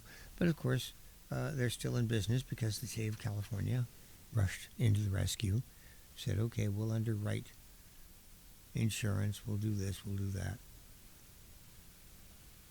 So when you receive a communication from PG&E, anything other than your monthly bill, which of course is a bill, but if it's a communication telling you something, bear in mind, this is the Gavin Newsom administration speaking. It's the Pacific Gas and Electric Company's voice, but the words are supplied by the government of the state of California. Okay? Let me see here. Oh, looks like I have one more in the email. Again, the email address, if you want it, is charles78rpm@yahoo.com. I have a modest correction to make. Yesterday, we talked about President Trump's 20-point peace plan for the Middle East, and the fact that that plan had now been accepted not only by Benjamin Netanyahu, but also was approved and now is being promoted by other local Mideastern Muslim states. Jordan, Egypt, Saudi Arabia, etc., etc., etc., including the Emirate of Qatar. Now, yesterday, listeners to my program heard me say, well, Mr. Netanyahu's attempt to target Hamas leadership in Qatar had been a misstep and that this was now being apologized for. Amit Segal, who is better informed than I on these issues, has written an interesting piece that goes behind the scenes and tells a little more of the real story on that. I'm going to share it with you because if you listened yesterday, you deserve this clarification. It is too early to know if there will be an agreement to end the war in Gaza, and if so, whether it will be implemented. But there is reason for President Trump's optimism that Hamas might release hostages, give up its weapons, and leave power. Change is afoot, not in Gaza, but in Doha. The government of Qatar, is pressuring its protégés to accept the deal. The Qatar regime, which thwarted the last hostage deal, changed its mind because the war has reached its home. After the Israeli Defense Forces operated in 5 Muslim capitals, Gaza, Beirut, Damascus, Sana'a, and Tehran, it hit Doha. The attempted killing of senior Hamas officials in broad daylight and in Qatar signaled to this natural gas emirate that it couldn't continue the double game it had played in recent years. Despite threats against Israel, the Qataris are now working to make Hamas accept the demands from Jerusalem. Qatar had until recently, defended Hamas' efforts to remain in power and its demands for a full Israeli withdrawal in exchange for hostages. Now Doha is among those threatening Hamas with destruction if it won't accept the deal. Prime Minister Netanyahu's telephone apology for violating Qatar's sovereignty is lip service to divert attention from the Emirates' turnaround. So, and I'm sorry that this worked with me. I had seen the one thing, but I did not perceive the other. And I'm grateful to Amit Segal for pointing it out to me. I did notice, that when I was looking at an analysis of who is backing this peace plan, this proposal by President Trump, among the list of local, nations in the area, Qatar was there. And I thought, that's interesting because historically, they have been very close to Hamas, and that's why there was that strike there. Hamas people living in Qatar and had been for some time. Israel had said, Hamas, we will find you wherever you go. And they found them in Doha. And the people who actually paid attention to and were influenced by that strike, not so much Hamas, but the Qataris. In his recent speech at the United Nations, Mr. Netanyahu accused Qatar of assisting Hamas and threatening Israel's national security. But roughly 7 years ago, Qatar was a wealthy yet ostracized country, denounced worldwide as a supporter of terror, and isolated by moderate Arab states. In 2017, Saudi Arabia, Egypt, and the United Arab Emirates imposed a blockade on Qatar because of its support for terrorist organizations and ties with Iran. President Trump backed the move and hinted it was his idea. The time had come to call on Qatar to end its funding and extremist ideology. He later added, "We had a decision to make. Do we take the easy road, or do we finally take a hard but necessary action? We have to stop the funding of terrorism." But in mid-2018, Israel decided that Qatari money would solve its security problems with the Gaza Strip. Israel's friends in the UAE warned fruitlessly that the Qataris are supporters of terror, since Israel, which had suffered most severely from this terror and from the incitement on the Al Jazeera network, did business with Qatar. It gave the emirate an imprimatur of legitimacy. Thus, Hamas received Qatari money to build its terror army. On October 7, 2023, the Qatari government did not condemn the massacre and instead blamed Israel. The Ministry of Foreign Affairs holds Israel solely responsible for the ongoing escalation due to its ongoing violations of the rights of the Palestinian people, read a statement released that day. The ministry stresses the need for the international community to act urgently to compel Israel to stop its flagrant violations of international law, respect the resolutions of international legitimacy and the historical rights of the Palestinian people, and prevent these events from being used as a pretext to ignite a new asymmetric war against Palestinian civilians in Gaza. Wow, talk about blaming the victim. If Israel's goal is to topple Hamas, then Qatar, which funds the group, is Israel's enemy. But the goal is to bring back hostages. Suddenly, Qatar is a partner. Thus, instead of Mossad agents operating in Doha to eliminate Hamas leadership, the head of the Mossad visited to conduct negotiations for a deal. Qatar is part of the problem, not the solution. Israel's decision to strike there with quiet American approval marked a crucial moment in the war. It signaled that between the West and the fundamentalist terror, one must choose a side. There was now talk that senior Hamas figures might have to move to hotels in another Arab capital. The Qataris saw what befell the regimes that backed Hamas. They don't want to be next. There's another organization that Israel helps preserve in the eyes of the world, even though the group acts against Israel on every front. This would be the Palestinian Authority. For years, the PA has paid salaries to murderers of Jews, educated Palestinian children to back terror and anti-Semitism, encouraged legal terror in the International Criminal Court, which, as we've often pointed out, is international, a court, and criminal. Praised the October 7th massacre and worked to impose sanctions on Israel. In a 2024 interview, PA President Mahmoud Abbas lauded the Hamas attack for shaking the foundations of the Israeli entity and achieving important goals. It's regrettable Mr. Trump included the authority in his plan for Gaza instead of replacing it with a less corrupt and terrorist-affiliated group. As long as Israel cooperates with the unelected ruler from Ramallah, it will struggle to convince Donald Trump and the rest of the world that he must go. In Ramallah, as in Doha, frenemies aren't forever.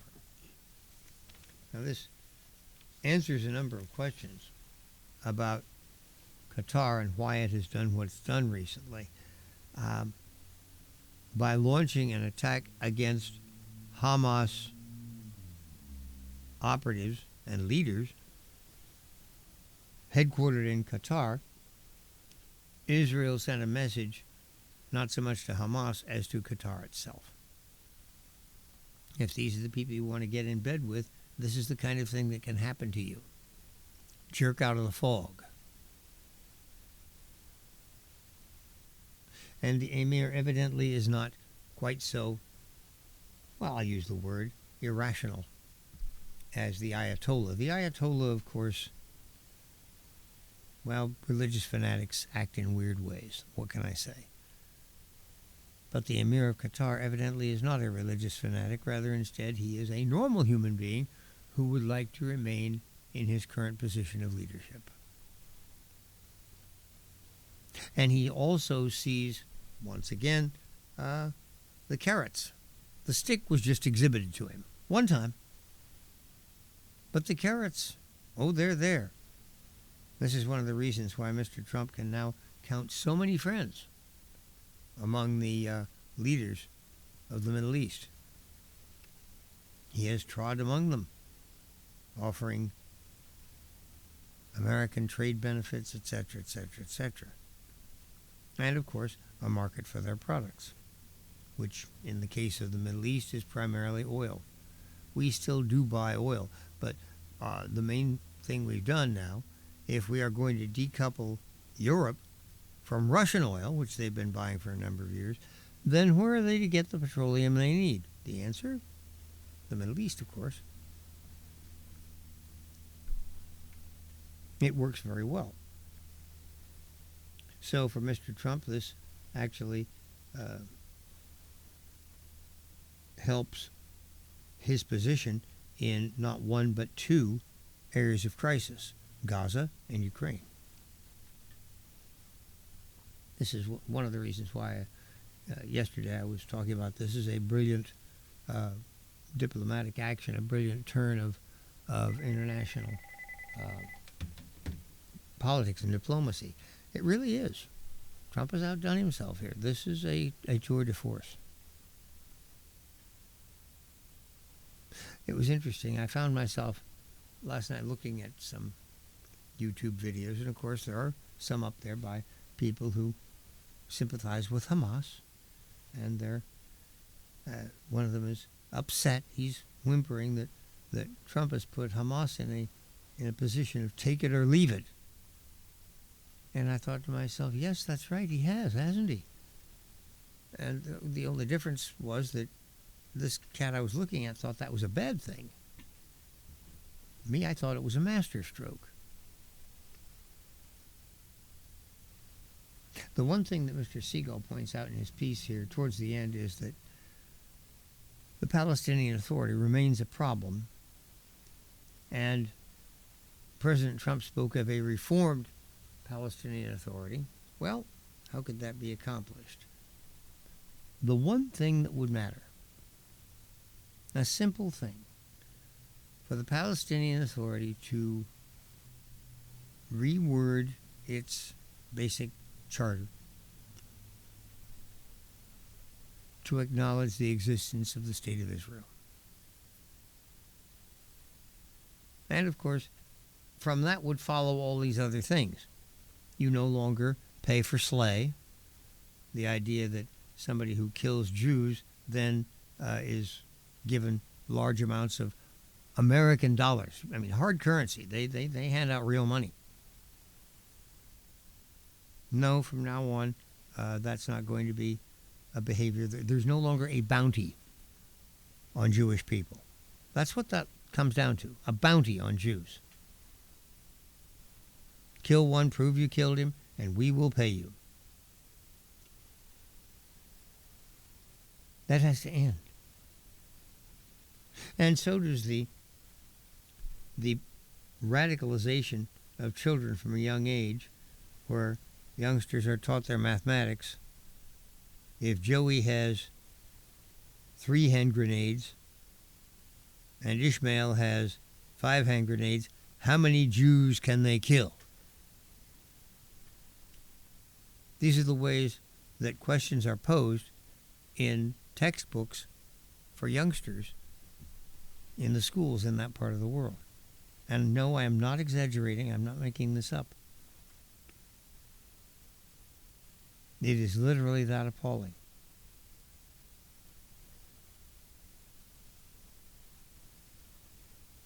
Now, for an organization that heavily invested in its hatred and its rejection of the existence of a Jewish state, for them to actually come to that realization, come to that epiphany, make that change, wow.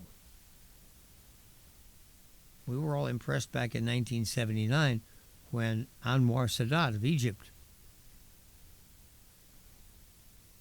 met, shook hands with, and reached accord with Menachem Begin and actually created peace, lasting peace between Israel and Egypt. And what happened to Sadat within, a year, 2 years, something like that? He was shot to death. By whom? Some Jewish radical? Oh, no, of course not. No, a nutcake radical Muslim who was infuriated by the fact that somebody had actually done a positive, important, valuable thing and made peace. That enraged him so much that he had to shoot the person who did it. Again, I'm not making this up. I'm not exaggerating the facts. That's what happened. Why am I bothering to recite this history? We have to understand who we're dealing with. These are people so deeply invested in hatred that to ask them to somehow act with some other motive. In this particular case, President Trump is urging Hamas to lay aside its hatred and act for the motive of self-preservation, a basic human instinct.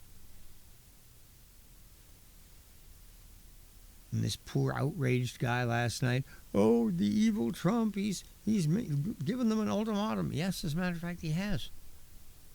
Because when you are dealing with people who are motivated by, animated by, and completely consumed by hate, how do you deal with them?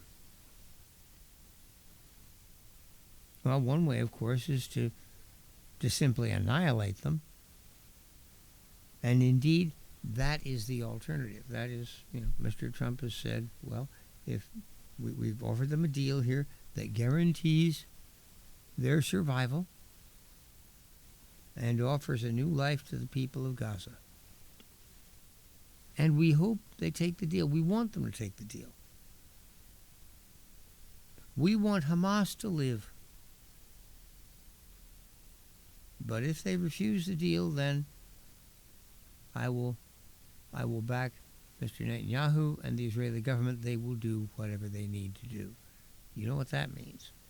When President Trump spoke those words, he spoke with complete understanding of what he meant. Which brings us back to the weeping, wailing Hamas sympathizer last night. Oh, it's an ultimatum. Yes, as a matter of fact, that's right. Your understanding is very clear. Because that is the only conceivable way to get Hamas to do the thing they need to do. Release hostages, the remaining hostages, and acknowledge defeat. Brings to mind what Trump said when he was hawking a false narrative about the Ukrainian war back 6-8 months ago. Well, smaller countries shouldn't attack a bigger, more powerful country. For Hamas to attack Israel was ridiculous, crazy. But the one thing that they have succeeded in doing is prompting, now the nations of the world are recognizing a Palestinian state that doesn't even exist. I read something from you a little while ago. Where's their capital? Will there be any civil liberties in such a country? As soon as there is some Palestinian entity that actually supports a two-state solution. You see, that's what everybody keeps going on about. We want a two-state solution.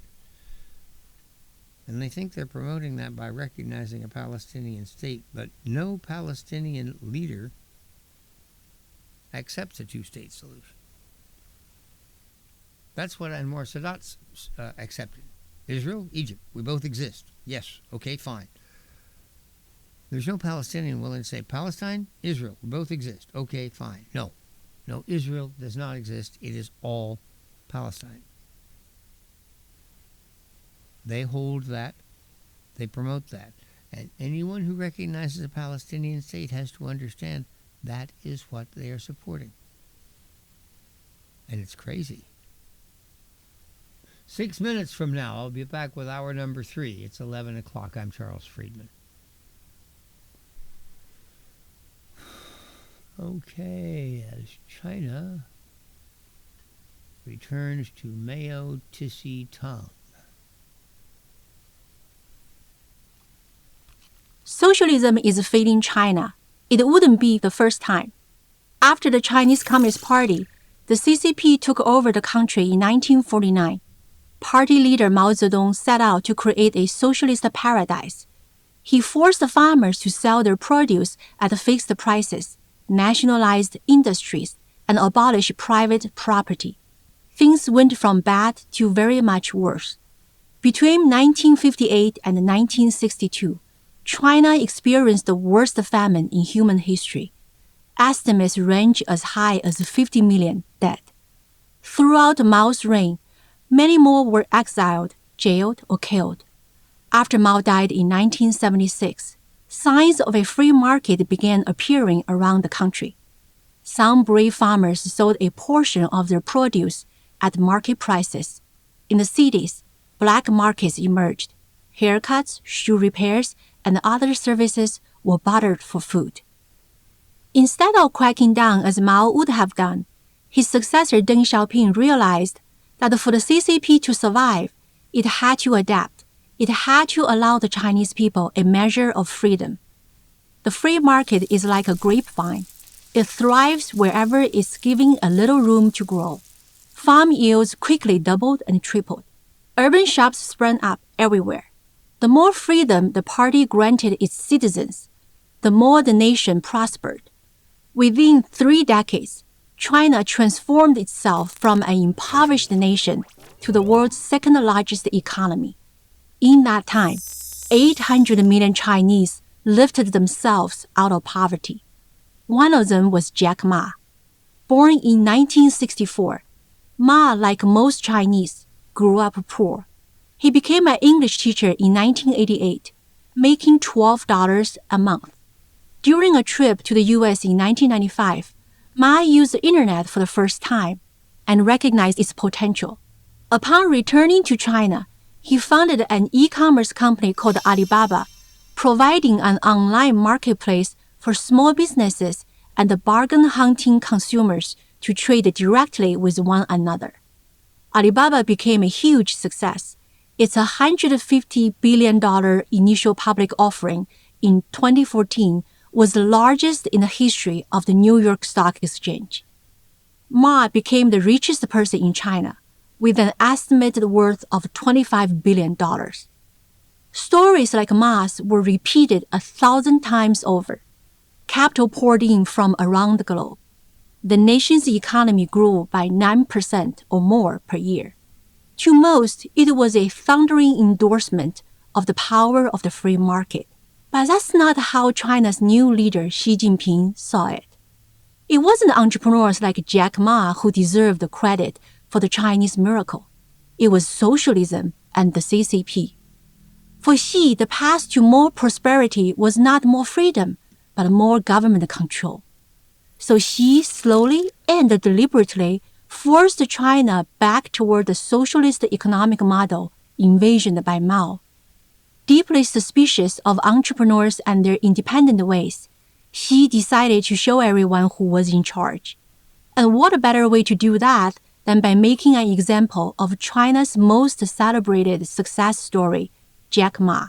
In October 2020, Ma mildly criticized China's overly complex banking system. That was too much for Xi. He ordered the Chinese authorities to abruptly suspend the $37 billion initial public offering of the Ant Group, a highly successful subsidiary of Alibaba. The cancellation cost investors billions of dollars. The company was also ordered to pay a $3 billion fine for alleged unfair practices. Then one day, Ma just disappeared. No one knew where he was for months. In November 2022, Financial Times reported that he was living quietly in Tokyo. He's rarely seen in public now. Since Ma's public shaming, China's economic growth has slowed down significantly.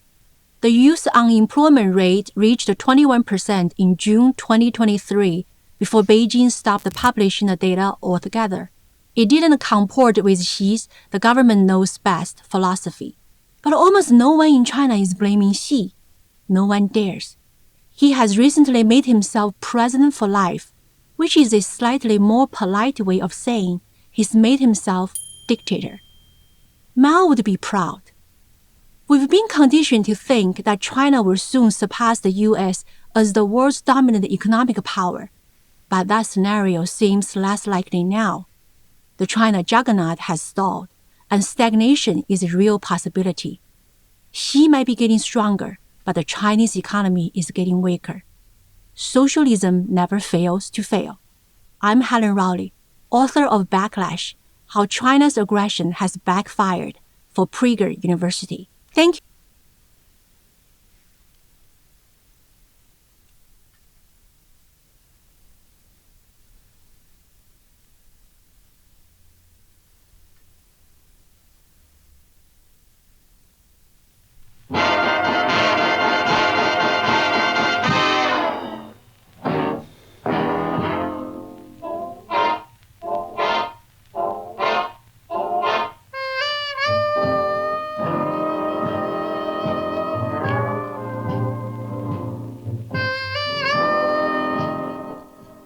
Okay, welcome again to the Charles Friedman radio program. Hour number 3 begins at 11:06 on this lovely Wednesday.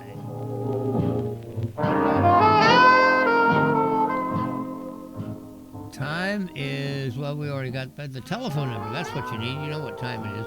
831-265-5050, and lines are open for you as we speak.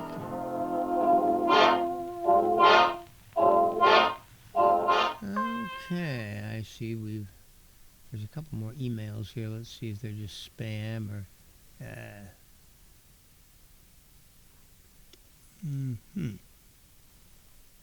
Most confused man in the world. Dos Equis ad style. This might be funny. Let's take a look. It's a lifetime warranty, so I won't need to. Skip that. He congratulated the teleprompter on a powerful speech. He's fought in every American war since the 1700s. It's Joe Biden, and he's, first of all, he was hugging a TV screen. Now he's running around shooting a pistol with a bunch of cavalry people. He thanks the city he's not in, then waves at the flag like it's an old friend. He hides his own Easter eggs. He once sniffed a St. Bernard's tail, mistakenly thinking that it was attached to an 8-year-old girl. He forgot where he left the Coke in the White House. Wait, no, he didn't. He needs GPS to find his way across a stage. He once tried to build a railroad from the Pacific all the way across the Indian Ocean. He thinks poor kids can be just as bright and talented as white kids. When someone answers his calls, he asks them what they want. He once woke up from a dream to realize that he was president, so he went back to sleep. Subtitles have a day dedicated to him. He's got hairy legs that turn blonde in the sun. He can't go to a 7-Eleven or a Dunkin' Donuts without speaking in a slight Indian accent. He is the most confused man in the world. I don't always drink, but when I do, I have trouble even saying to myself my own head the number of years. I no more think of myself as being as old as I am than fly. Okay. Well, talk about shooting fish in a barrel. I mean, Joe Biden is obviously, he's yesterday's news, that's for certain. But, well, I don't know. What amazes me is that, well, the one thing that he wasn't right along is senile. But the one thing that he was right along, I mean, for decades, was a demagogue, a liar, a prevaricator. Hell, when he ran for president the first time back in 1988, he had to leave the race. Why? Well, first of all, he wasn't getting much of anywhere, and then a disaster struck. It turned out that he had plagiarized, stolen his basic campaign stump speech. Did you know that? And he didn't even steal it from a fellow American. He stole it from a man named Neil Kinnock, who at that time was the Labour Party leader in the UK. Mr. Kinnock had just accomplished a resounding beating at the hands of Margaret Thatcher, who I think that was Thatcher's third election. And she came out with a 100-seat or so parliamentary majority. But during the course of that campaign, Kinnock had given this speech in which it was a biographical talk, and he was essentially describing the poor background he'd come from and how he was the first child in his family's history to attend university.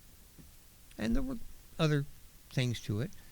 But presently, Joe Biden is giving this exact same speech. And somebody, believe it or not, it was one of the major news networks, ABC, NBC, CBS, I think it was CBS News, happened to be watching this speech and say, I think that sounds familiar. I think I've heard that. And presently he was running Mr. Kinnock and Mr. Biden side by side on a split screen saying the same damn words. And it was devastating. Because plagiarism, I guess nowadays nobody thinks that's a big deal or something, but it used to be that if you plagiarized, if you stole another person's language and ideas and presented them as your own, people were upset with you. If you were a university professor and you did this, you lost your job. If you were a politician and did this, people wouldn't vote for you. You were, I guess, what would you say, politically disqualified. There you go. And again, that happened all the way back in 1988. So the idea that Joe Biden was ever a praiseworthy, gallant, honorable guy, no, he never was. So to this unfortunate mix, he added senility. But his character and his lack of basic competence, well, that was always there. It's 12 minutes past 11. Love to have your phone call. 831-265-5050 is the telephone number. And we would be very happy to react to whatever you have to say on whatever issue you have to say it. We talked a little bit yesterday about about Eric Adams, Mayor Eric Adams dropping out of the race for re-election. Don't expect it to stop Zohran Mamdani. In announcing his exit from the race, Eric Adams blamed negative media coverage and the decision by the campaign finance board of the city to deny him millions of dollars in matching funds. The bigger complaint is that the mayor is deeply unpopular. His administration has seen multiple corruption probes. He's on his second schools chancellor and fourth police commissioner. He was slow to realize that welcoming tens of thousands of illegal immigrants, as he did, to a city that already had a significant homeless population was pure lunacy. He failed to devise a campaign message that has resonated, like Mr. Mamdani's, who leads the race by a wide margin, talks nonstop about affordability. He wants to make the city more livable for people with average incomes. It's a noble goal. Mamdani would pursue it with policies: free transportation, government-run grocery stores, minimum wage increases, tax hikes. All of this has failed repeatedly whenever and wherever it's been tried. Mamdani's housing proposals are typical of the progressive left in faulting the private sector for problems caused by government. He would freeze rents for the city's roughly 1 million rent-stabilized tenants, but rent control policies contribute to the housing shortage he claims to address. Fewer units get built when rent costs are determined by the government rather than by supply and demand, and less housing stock means higher housing costs and less pressure on landlords to maintain and repair existing units. Remember a few minutes ago I was talking about how when Giuliani was mayor, and entire blocks reawakened. Why? Because the people who owned that real estate suddenly say, hey, we've got a valuable asset again. There are people who want to rent the storefronts on the ground floor. There are people who want to move into the apartments upstairs. If I fix up this building, if I clean it, paint it, refurbish it, I can then ask market rate rents, which people will cheerfully pay for the privilege of living in this lovely downtown New York neighborhood where you're right in the middle of everything. It's a location, location, location. But as soon as Zohran Mamdani comes in and says, well, yeah, that's all very well, you can do all this, but this is all the rent you can charge. At that point, everything slams to a halt. At that point, that landlord who was all set to dig deep or maybe even swing a loan to refurbish and modernize these apartments is going to say, well, if I can only rent them for this much, then I can't make out. If I spend all this money to upgrade and refurbish, then I have to be able to charge enough rent to recover that investment and make a reasonable profit. That's the way it works. That's why people do things, is because they see a benefit for themselves. Remember earlier I was talking about asking Hamas to work for their benefit. With them, it's a little more difficult. Normal people react to a much easier stimulus. They see a possibility of earning money, a possibility of making a profit, and so they act. That motivates them. The carrot. I see the carrot. I will do in order to get the carrot. Mr. Mamdani says, no, I'm going to take the carrot away. You do anyway. Now the question is, will that work? And the answer is, hell no, because it never has. If you take the carrot away, you remove the motivation. No longer are people interested in doing what you want them to do, in putting forth this effort to make housing available. You insist that it be done at this irrational price. At that price, I can't make any money. What's Mr. Mamdani going to do? Subsidize it all with tax revenue? Where is he going to get the tax revenue? People who pay taxes are going to leave the city. They're already being fleeced enough. He proposes to take more. He says it's their fair share. My God. I guess to Mamdani, their fair share is going back to the old New Deal days. Yeah, we're going to impose taxes of 90%.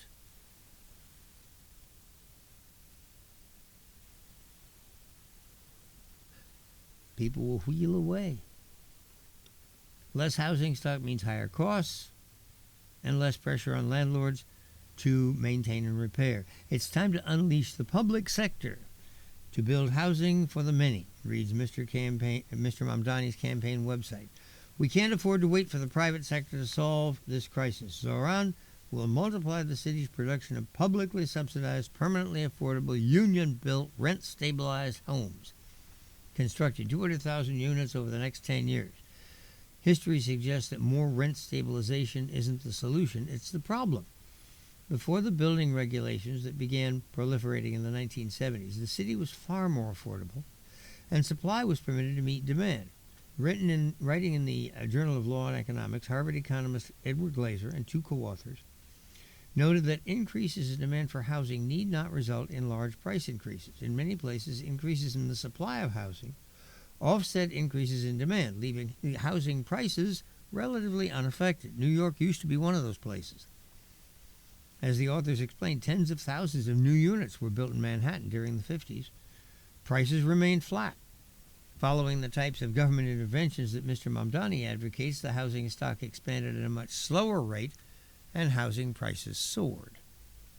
As Mamdani's rivals aren't proposing an alternative to his rent stabilization plan so much as a watered-down version of it, former New York Governor Andrew Cuomo, a Democrat running as an independent, would attempt to keep wealthier people out of stabilized apartments by mandating the occupants spend at least 30% of their incomes on rent. Even Curtis Sliwa, the Republican candidate, is proposing an expansion of rent control, albeit only for seniors, veterans, and middle-class families. If Cuomo and Sliwa, who are polling a distant second and third, respectively, have gained little traction on the issue, it might be because voters don't want someone who's half-hearted about his socialism. Give Mr. Mamdani's the real deal. Give him credit for his full-throated anti-capitalist honesty. Even with Mr. Adams out of the race, Cuomo's chances of catching the front runner are slim to none. For those odds to increase, he'll need Mr. Sliwa to end his bid and convince Republicans and independents to hold their noses and support Cuomo. The currently splintered anti-Mamdani vote guarantees a Mamdani victory in November. Many in the political left will cheer that outcome, but it may not bode well in the rest of the country, where Democrats have been bleeding working-class workers and voters. Smarter Democrats understand that making a 30-something socialist the face of the party could undermine its national ambitions, starting with next year's midterms. That's one reason the two highest-ranking Democrats in Washington, Senate Minority Leader Chuck Schumer and House Minority Leader Hakeem Jeffries, have been hesitant to endorse Mamdani. Yes, that's right. They haven't endorsed Mamdani, but look at what they are doing right now. The latest product of Schumer Jeffries Inc. is a government shutdown for the purpose of pushing higher levels of entitlements and speeding America on its course to financial disaster. This is what the left wants. We know Democrats are united in their opposition to President Trump, but beyond that, it isn't clear what the party stands for and how far left it's willing to go. If Mr. Mamdani is elected mayor of the nation's largest city, he's poised to fill that void. I'm reminded of the time back in 2020 when, even before COVID came along, it's worth remembering this, President Trump was in political trouble. The midterms, the 2018 midterms, had been a disaster for the Republican Party, with the House of Representatives flipping to the Democrats, Nancy Pelosi getting back into the position of Speaker. The people had delivered a verdict on Trump, and it was a negative one.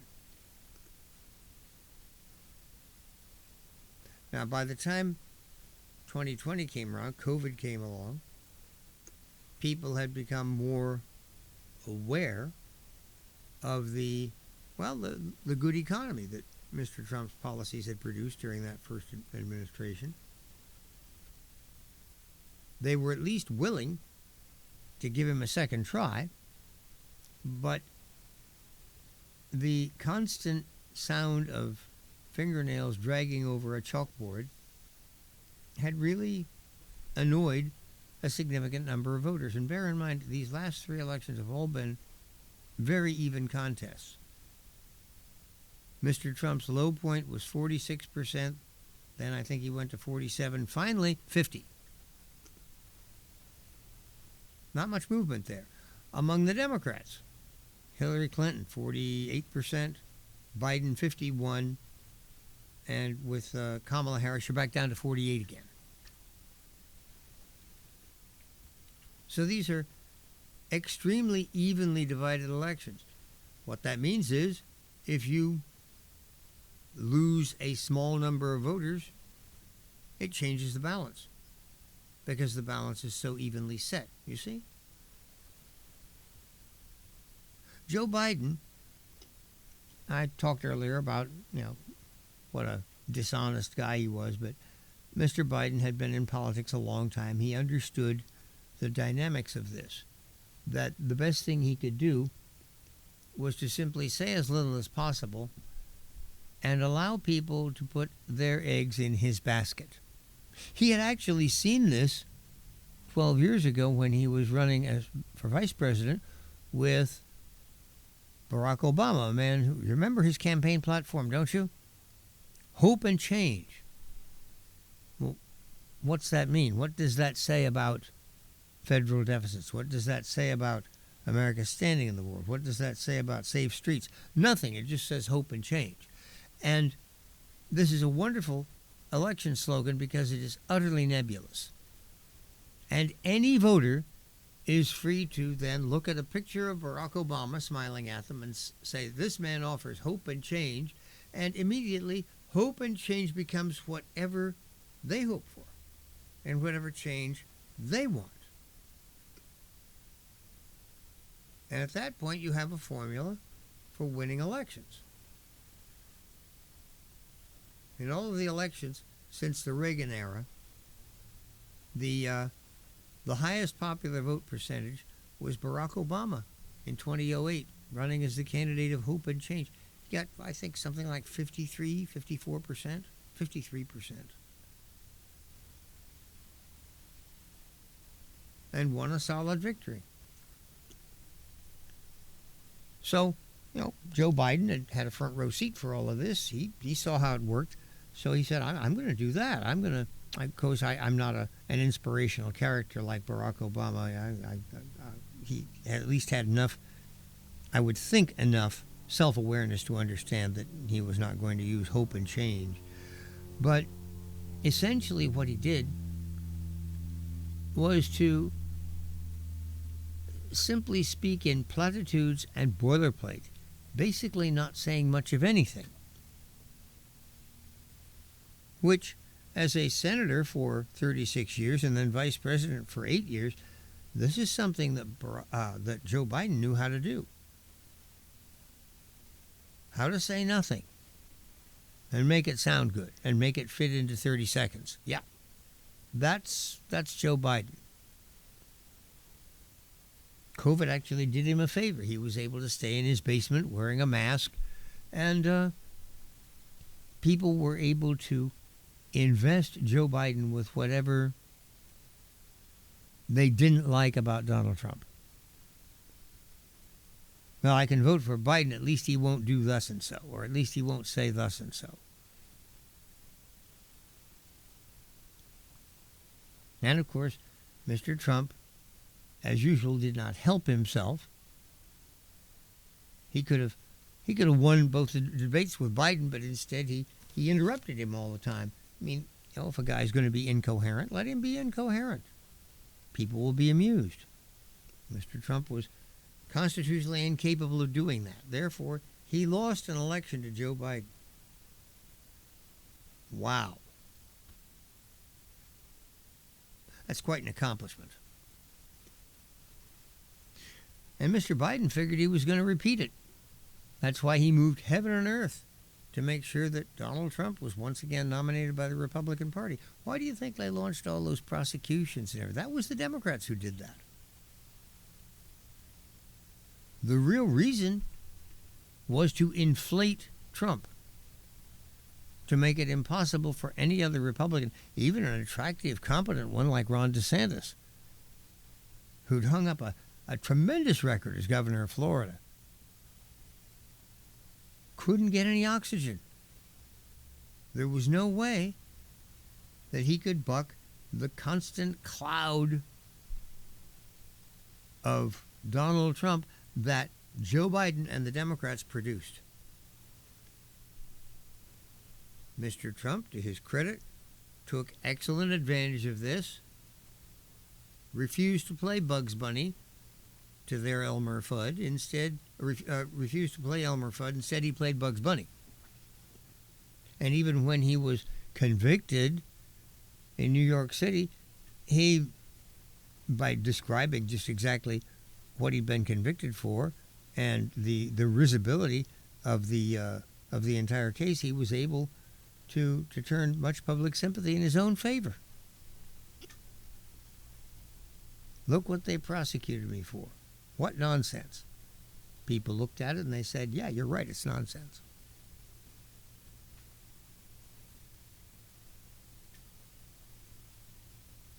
So, again, Joe Biden is so easy to lampoon and to simply make sport of. There's no real fun in it because he's such an easy mark. On the other hand, it's kind of like, the guy trips and falls and his face goes in a custard pie and you laugh because it's funny. Well, that's kind of the thing with Joe Biden. It's 11:30. Let's grab some commercials. I'll be right back. Love to be talking to you when we return. 831-265-5050. It's high time to celebrate the opening of the new Hook Outlet Dispensary, 1129 Mission in Santa Cruz. Get in on the opening fun and really low prices on the Hook's unmatched selection of top-quality medical and recreational cannabis flower, vapes, drinks, gummies, and concentrates. The Hook Outlet is now the West Side's source for finest cannabis at the lowest prices. Get in on all the opening fun and low prices at the all-new Hook Outlet. HookOutlet.com for details and deals. If you turned 65 recently like me, it's important you find a Medicare Advantage plan that gives you the coverage you're looking for. But finding one can be difficult. The best thing I did, and I suggest you do the same, is call a licensed insurance agent and let them walk you through your Medicare Advantage plan options. There are so many benefits you have access to, so make the call now and let the representatives explain everything to you.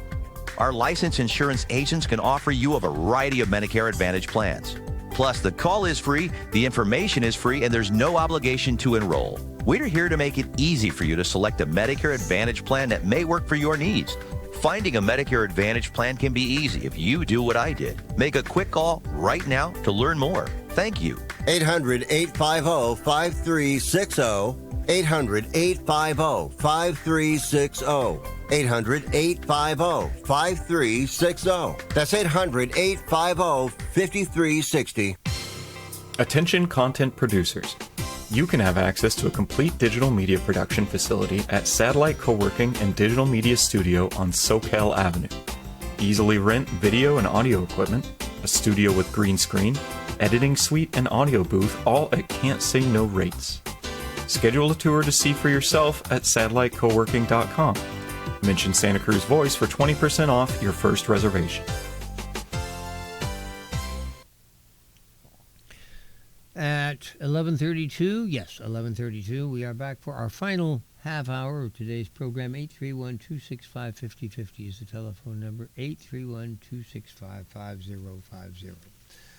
I have, over the past couple of days, thrown quite a few bouquets in President Trump's direction for his about face on Ukraine and for his very, very constructive and skillfully executed proposed solution to the Gaza war. Essentially, he set up a win-win for himself. Either way Hamas goes, the good guys come out on top. Either we get our hostages back and Hamas lays down its arms, or Hamas decides to tough it out and they get exterminated by the IDF. How can you lose? Well, another of Mr. Trump's policies is less attractive, and that, of course, is his tariff regime, which is now showing up. We're, 9 months into this? I've said that Mr. Trump will own the economy by the first of the year. But it's already getting to the point now when people look at their economic condition and when people decide whether they feel good or bad. Here's American consumer confidence weakened in September, declined by 3.6 points. Consumer confidence is not very high right now. It's at about its lowest level that we've seen, certainly, since COVID. And one would have thought that consumer confidence would be buoyed early, at the end of Mr. Trump's last administration. It was up in the 120, 130 range. Right now it's 94. Now, what was Mr. Trump what is Mr. Trump doing now that he wasn't doing then? The answer, of course, is this tariff madness. And it's having an effect. It's raising costs, it's raising prices, it's making it difficult to do business.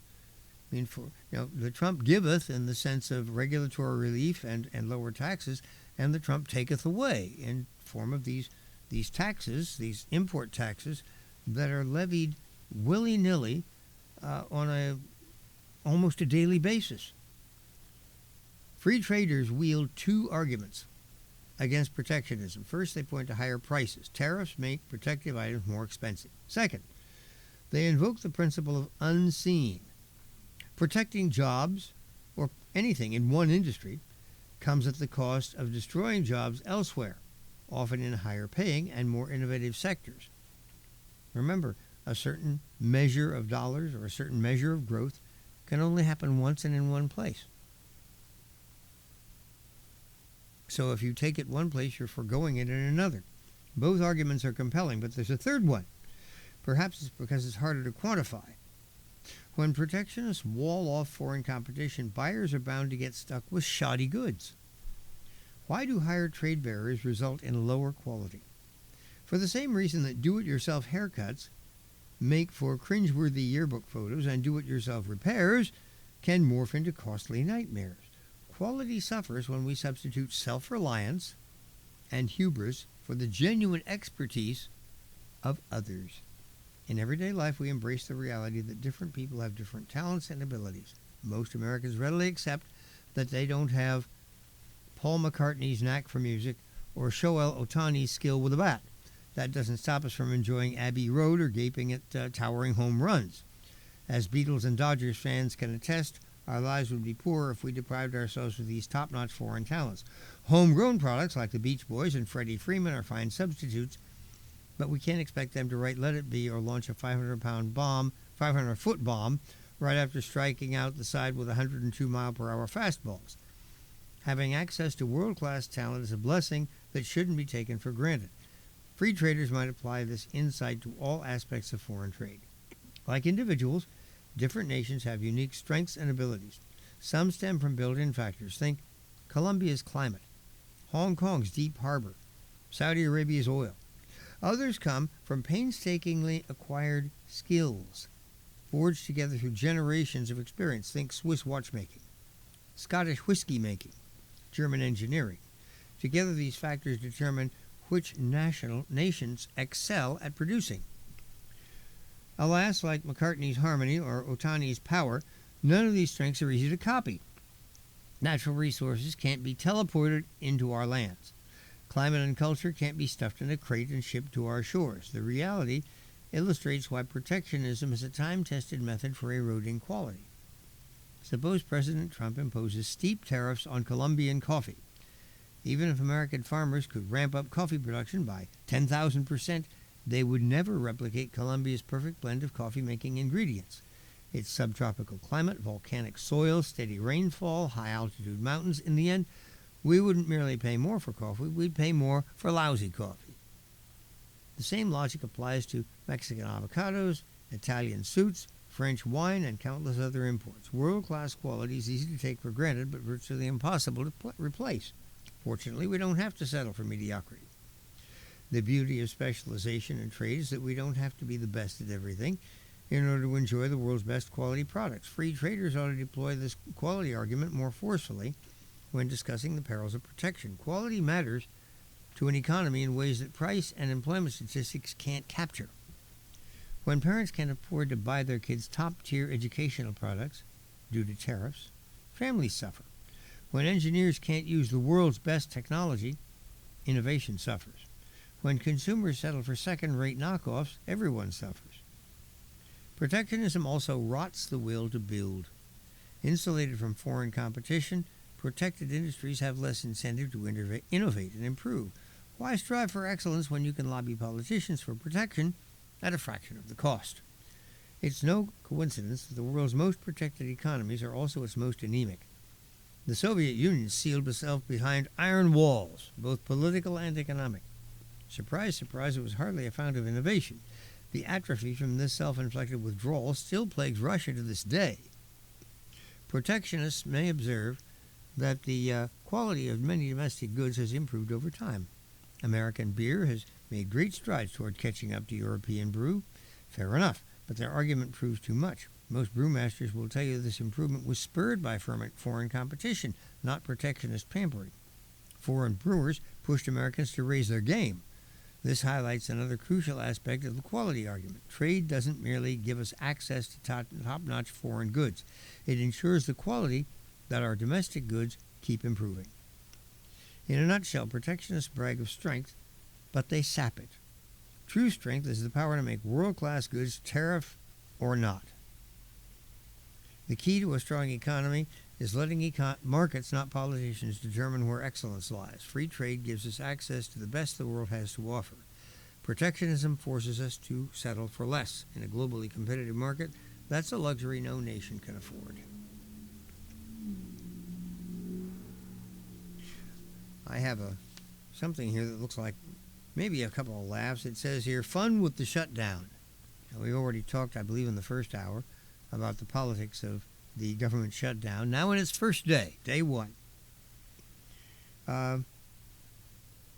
Published in the American Prospect, the government has been shut down for months, it says here. The larger point is the government is already shut down and has been for several months as the Trump administration initiated an assault on this system of government. Activities deemed essential by the president, stalking immigrants, lobbing missiles at Iran, etc., those have gone on, but activities that conflict with the president's policies, regardless of whether they've been authorized by the lawmaking body of the country, have been stopped, interrupted only by occasional federal courts telling the president that doing so is illegal, which the Supreme Court subsequently brushes aside. The individuals most knowledgeable about this slow-motion shutdown and most forthright about it, what Democrats should do about it, in the face of it, are workers living through it. On Monday, 30,000 federal workers told House and Senate Democratic leaders they'd rather miss their paychecks than see Trump further erode federal programs. In a letter delivered Monday morning by and coordinated by the Federal Unionist Network, workers implored Schumer and Jeffries, the House and Senate Democratic leaders, to reject any bad deal in the name of protecting federal employees, and said fighting Trump's consolidation of power is paramount, even if that means shutting down the government. Well, I guess that tells you something about how coherent these people are, because from what I've been able to gather, this government shutdown is now going to be used as a golden opportunity by Mr. Trump and people in his administration to accomplish significant reductions in the federal workforce. So you're not just going without a paycheck, you're going without a job, chump. And when Democratic leaders, Schumer, for example, he must be having horrible headaches, because he understands all this. He understands what's going on. But so irrational is the left wing of his party that anything they do that they perceive as being blocking or obstructing or somehow vexing President Trump, it's worth it no matter what it is or what the other situations surrounding it are.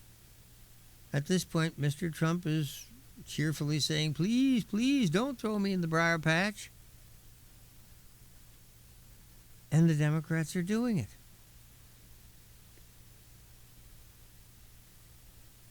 And he's going to scrape all that tar off of him and come out smiling, just like Brer Rabbit did in Joel Chandler Harris' story so many years ago.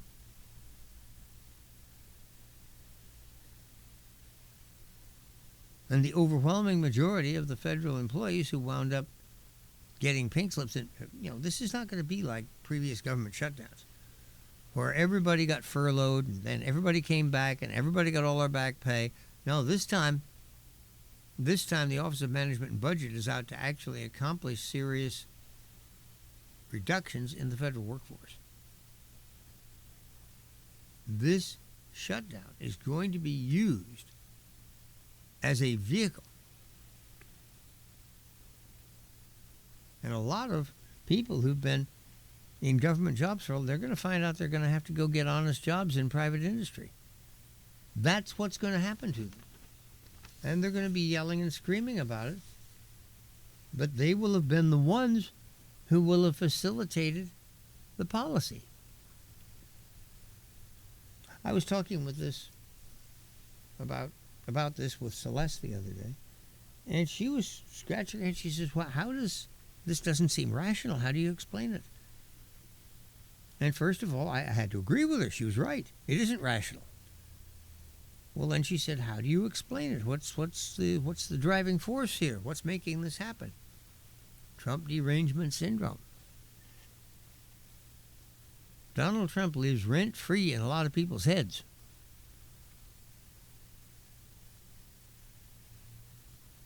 And he prompts them to do things, take actions, make statements that normally they wouldn't do or make.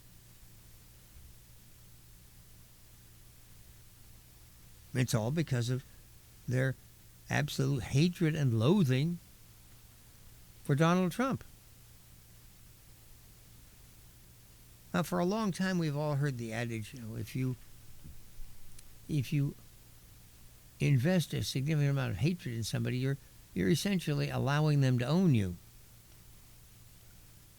You will act based on that hatred. You will do things that, again, you normally wouldn't do, things that might not even be in your best interest, because you hate so deeply.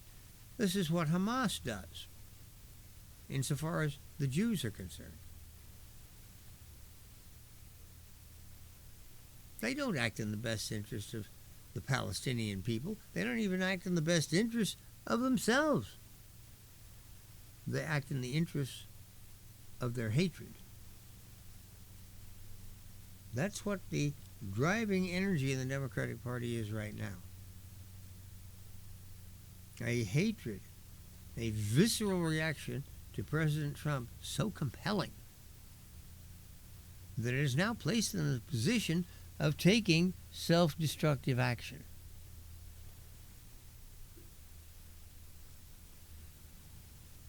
In the meantime, the president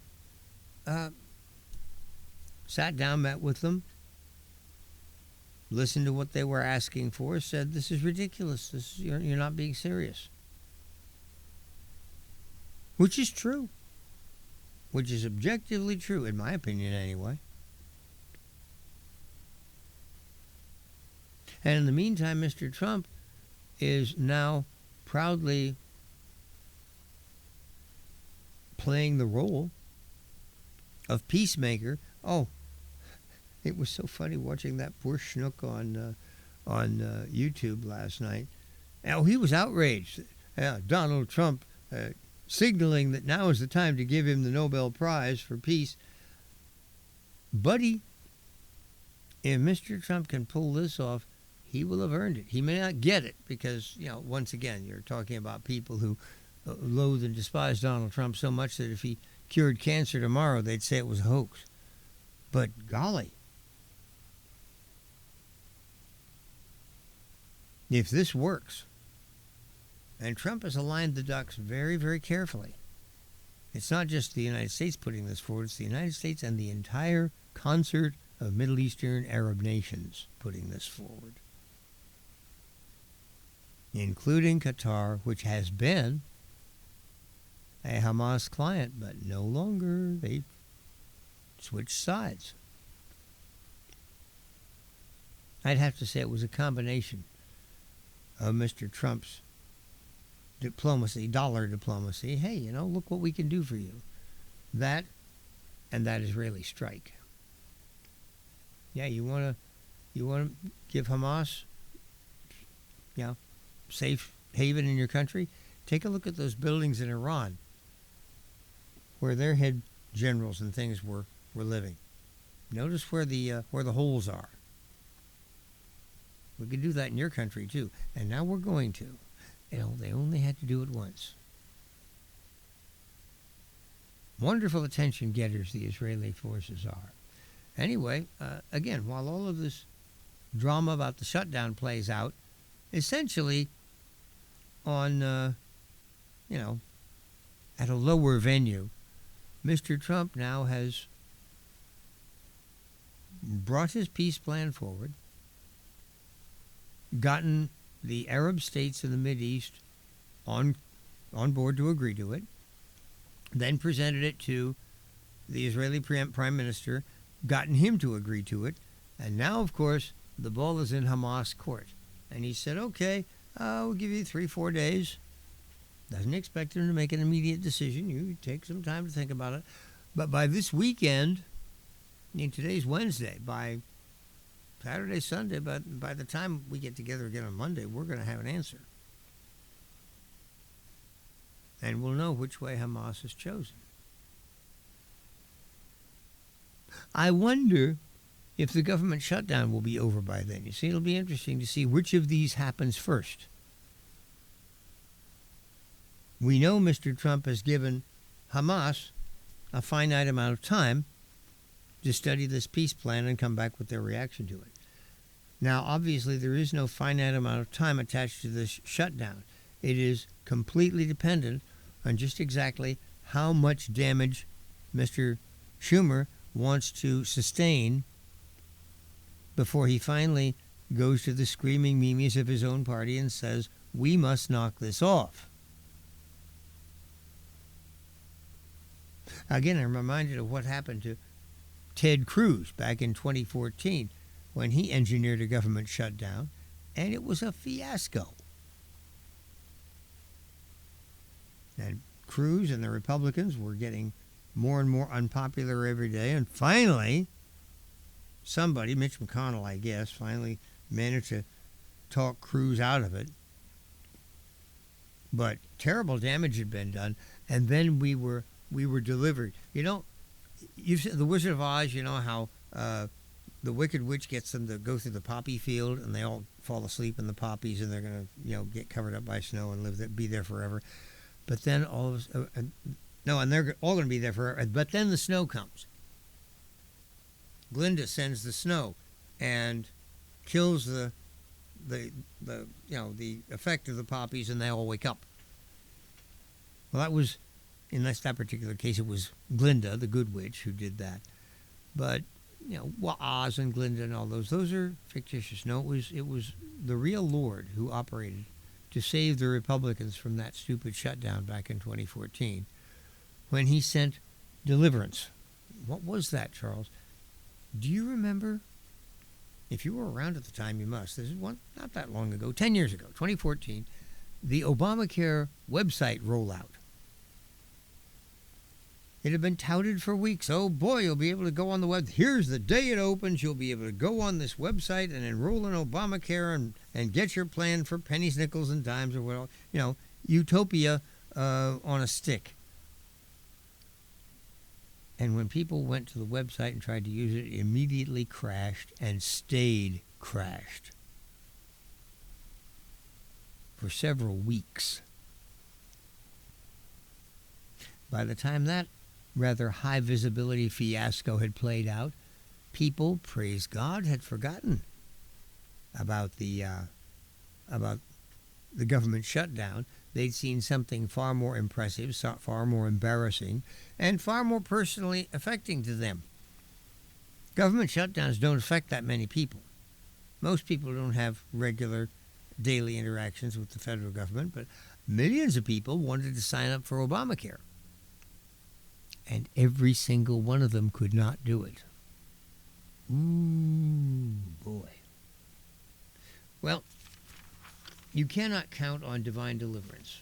That was strictly, I remember at the time thinking, oh, thank you, because I'd been desperately afraid of the damage that Ted Cruz had done to the Republican Party and the Republican brand. But the Obamacare website rollout canceled it all and put us back on in a solid position. And the 2014 election turned out to be a very good one for the Republicans. So we'll see if that kind of thing can happen again. Let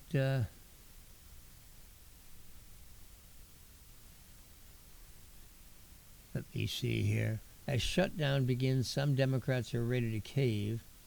I mentioned that earlier. You already have 3 Senate Democrats who had voted with Republicans. I don't know if they've been joined by any more. It takes 8, because we have 1 Republican who's off the reservation. Government is shut down. Republicans seem very comfortable with it.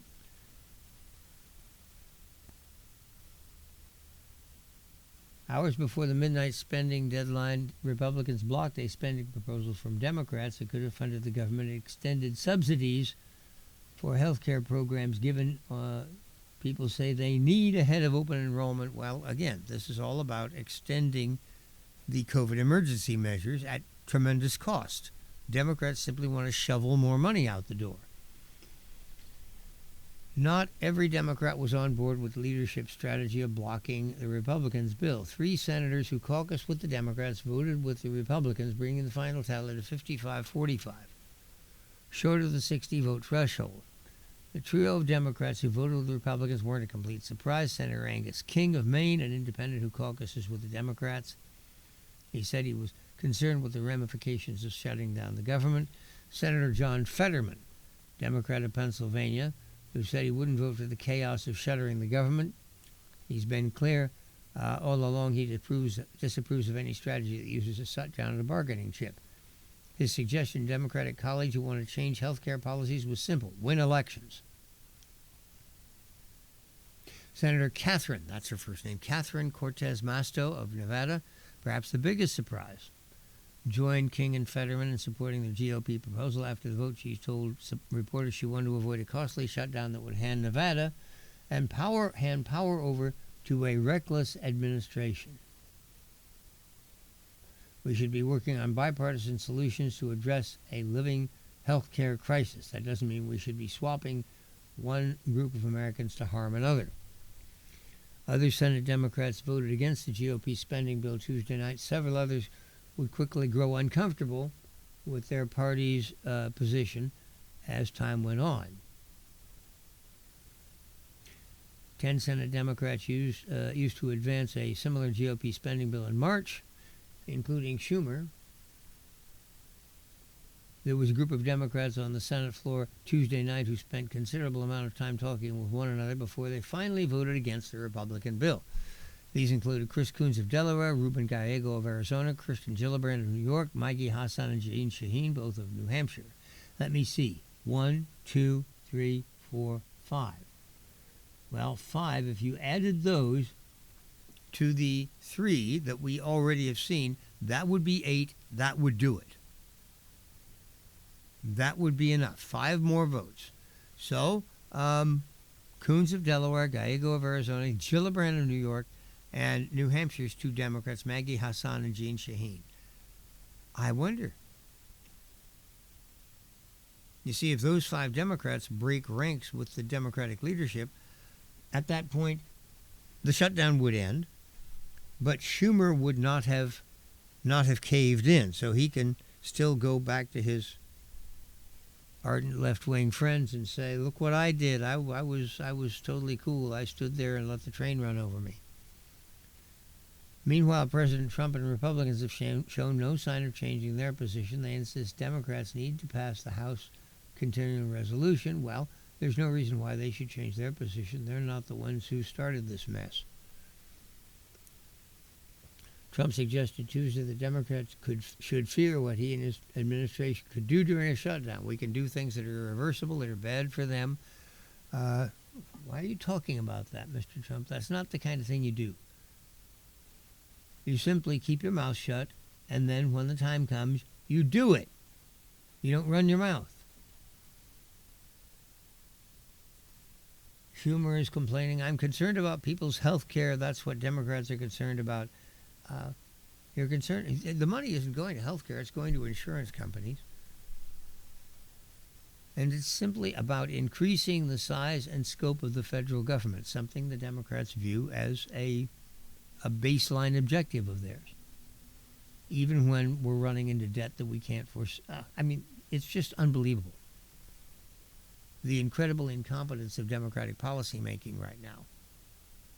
They could take the mantle of fiscal responsibility. President Trump has left it lying on the floor.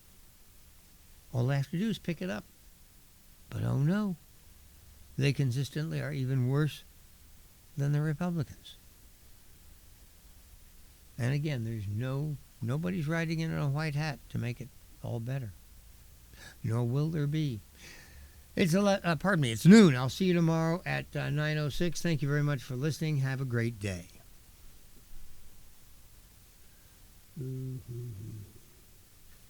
Yeah, why did I bother bringing up the phones today? Let me see here. Should have saved my time. 1, 2.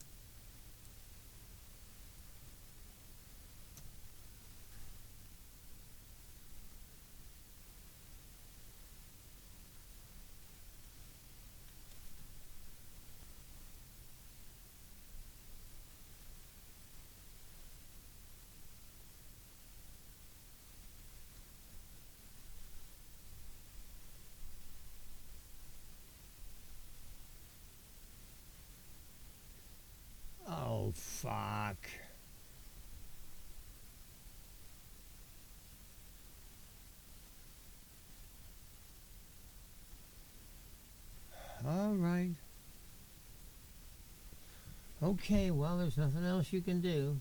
Start from scratch.